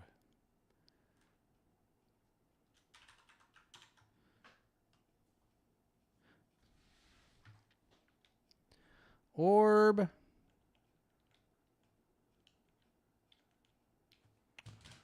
Okay. So let's go into the zone. And let's put a token on the orb to see if it's acting as if it were a sign. And so the tooltip I expect to see on the orb is Lake Zone game start. Okay. That's progress, baby. I'll take that. I want the orb to be portable. Signs aren't portable. They're stuck on the ground. You'd need like a tool to lift them up or something. But I want you to be able to pick up the orb and move it around. Let's facilitate that. Snap collider is this bad boy right here. My sprite orderer is here. Pickup is pop. Put down is pop. Portable goes up here. I do think this will work.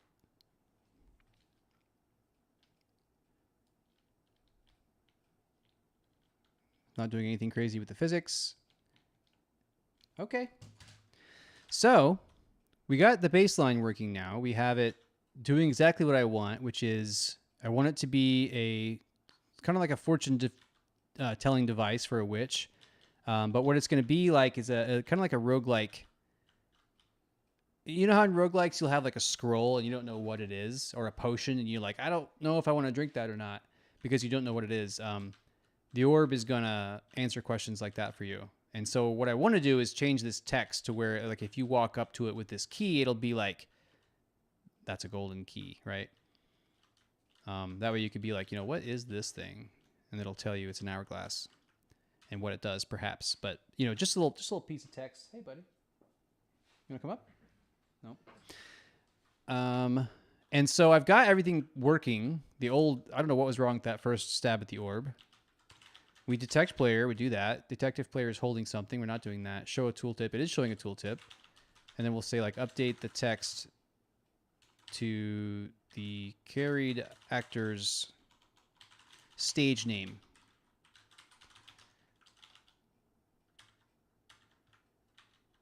So let's get rid of that token because we don't want to depend on that. And we want our text to be dynamic, not static like this. So we'll go into our tokens tile map and we'll delete the token. Now there should be no text. And there isn't. So the last bit is to detect the player and update the text basically. It's really all it needs. And so we have a reference in our orb to the tooltip actor, or tooltip role, which controls what the text says. And so we should have everything we need. Hang on, I gotta get rid of these actors. I know you can't hear it because I don't have sounds hooked up yet, but every time I start up the game, these rabbits start killing themselves with these antlions. So let me just get rid of them real quick. Whoops. I'm just gonna cut you all out of here. Get out. Stop dying. Anything else like that? No. Okay, so we still got this orb to figure out. Let's figure out this orb.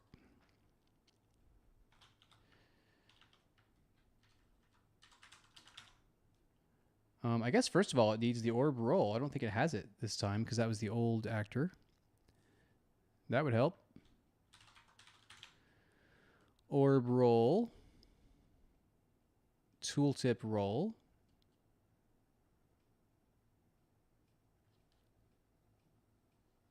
Get up there.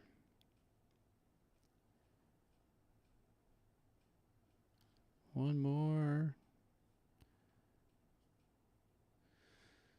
Okay, so now I should at least be getting logs when the player enters and exits the detection. Trigger enter detected. Let's see what that got us. Trigger enter detected. Okay, great. Test 1, 2, 3. Oh, hey. I don't know why that didn't work with the first pass. I don't know. I was probably just missing something, I guess. But that's working. So we are almost there.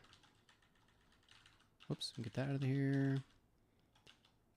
Okay, so we know we have a player.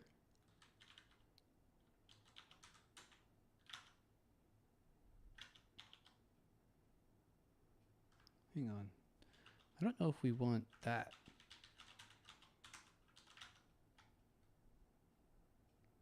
Because I think we're already getting that behavior from the tooltip. Pardon me. Yeah, we don't want that. Let's cut that. So that's the show content string. That. Whoops. Cut that from here as well. Okay, so we will carrier roll collide carrier roll equals collide actor dot get component carrier roll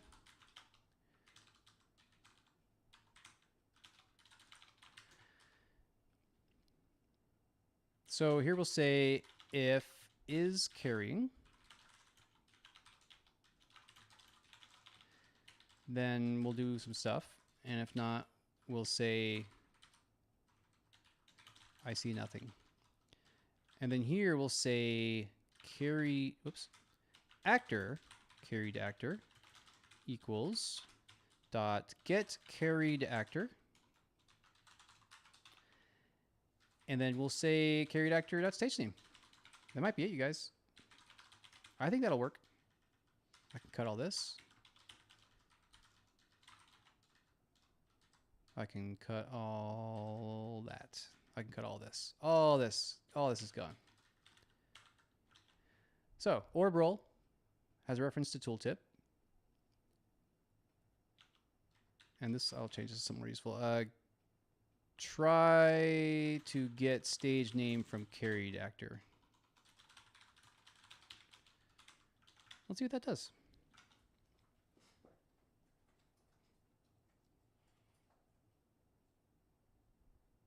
Yeah, I like that, Craig. I'm definitely going to be ripping off Fable, where I'm going to have how evil or good you are will change your appearance in some ways. What's the problem here? Oh, carried actor. Dot stage name.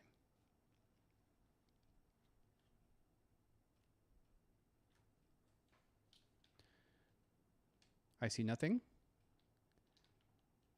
Fireball wand. Beautiful. And I'll change this to say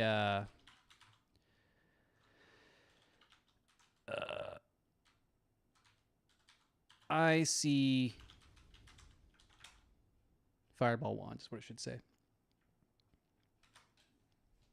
You know what's funny is I think if you pick it up, it'll just say I see orb. Or no, because it doesn't, you don't exit and then re-enter the trigger. I see nothing.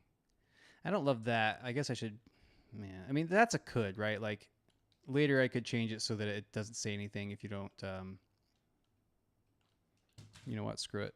I do not want to create later tasks for myself. I'm just going to watch this. Now it says nothing, and there will be a problem I never have to worry about again. So ship it. That's how you get things done. Don't do it. So now it should say nothing. I pick it up, it does nothing, but I pick up a wand and it says I see clock wand. That's exactly what I wanted. Now it should say I see hourglass. I see... Oh, wait, it did it. Did you see that? I saw an I see orb. Definitely have a bug. I see fire pit. I see key. This is fun. I see bookshelf. I can just walk through all the stuff in my game. I see table. It sure does. It sees it. I feel seen. Don't you feel seen? I see campfire. Well, let's see what it thinks about some corpses and stuff. Like, what is this? I see baby. I see broom. Oh, watch this. I bet it'll see a ghost. I see ghost. So cool. So cool. This orb is all seeing. You see a knife? I see knife. You see candle? I see candle. I really feel like I'm playing a game for toddlers here. Peekaboo. I see you. I'm having a good time, though. What is it called? The toolkit wand. This is all working, baby. Is a leech called a leech? It's a brand new leech. Is it called a leech? It is. Do we have any gomishes? Let's see if it recognizes the gomish. Do you see poison apple? I see apple, parentheses, poison. I'll take it. You see flower. You see apple. This thing breaks when you pick it up. What if I pick up a chicken? Oh, it is a gomish. Come here, chicken. I see chicken. Do you see gomish? All right. Everything's working. Everything's working, baby. I'm calling orb done. This is great. Bum, bum, bum, bum, bum. Okay. Blah, blah, blah, blah, blah. All right. Look at our diff. We added an orb. Oh, should we add the orb to the game? Yeah, why not? I'm sure I'll make the orb craftable, and I'll probably make it an item that is initially given to you by a mother witch or something. But I think for now, I'm just going to shove it into the witch house just so that you have access to it. And also so I have access to it, right, as the developer. It's something I want sometimes. Let's just stick it in the closet. We'll go to our items. We'll go to our actors, and we'll grab our orb, and we'll smash it right there. Okay. Look at our diff again. We added an orb. We didn't do anything to the sign, but we touched it, so Unity's like, oh my god, there's a bunch of stuff. Orb roll. It's very simple. I love it. I love it. It's exact. Yeah, I thought it needed one method exactly. Just update the text. There's nothing else to do. The tooltip roll is doing everything else here. I did use the set content string new method, right? Yep. I simplified that. I cut the border color. There, I don't know what the hell that was. Okay. Orb. Actor, baby. Boom. Look at that. All right. Let's see what we got done. 4 hours.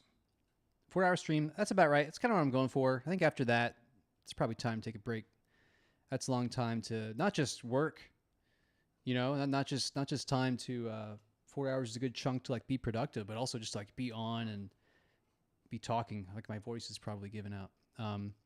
This is a lot of stuff though. So we added some effects, some polish, more polish here. We added a new entity, which is grass.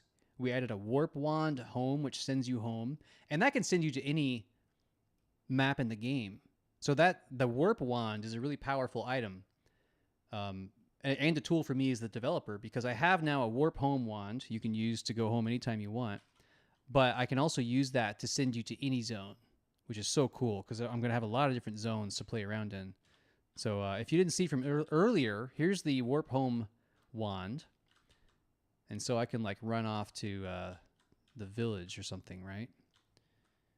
And then once I'm here, I can use the wand. Whoops. Oh, I have no magic. Nothing to interact with. Why aren't I getting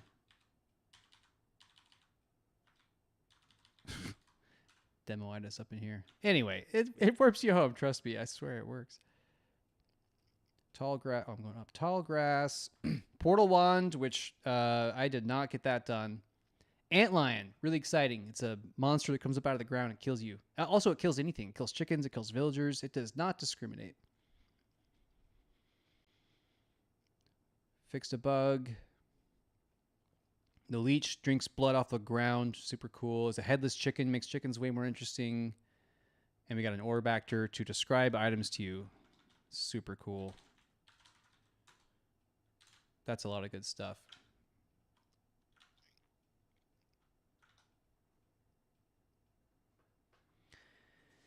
Headless chicken. Yes. Absolutely. Wait, what did that not commit? No, it did. All right.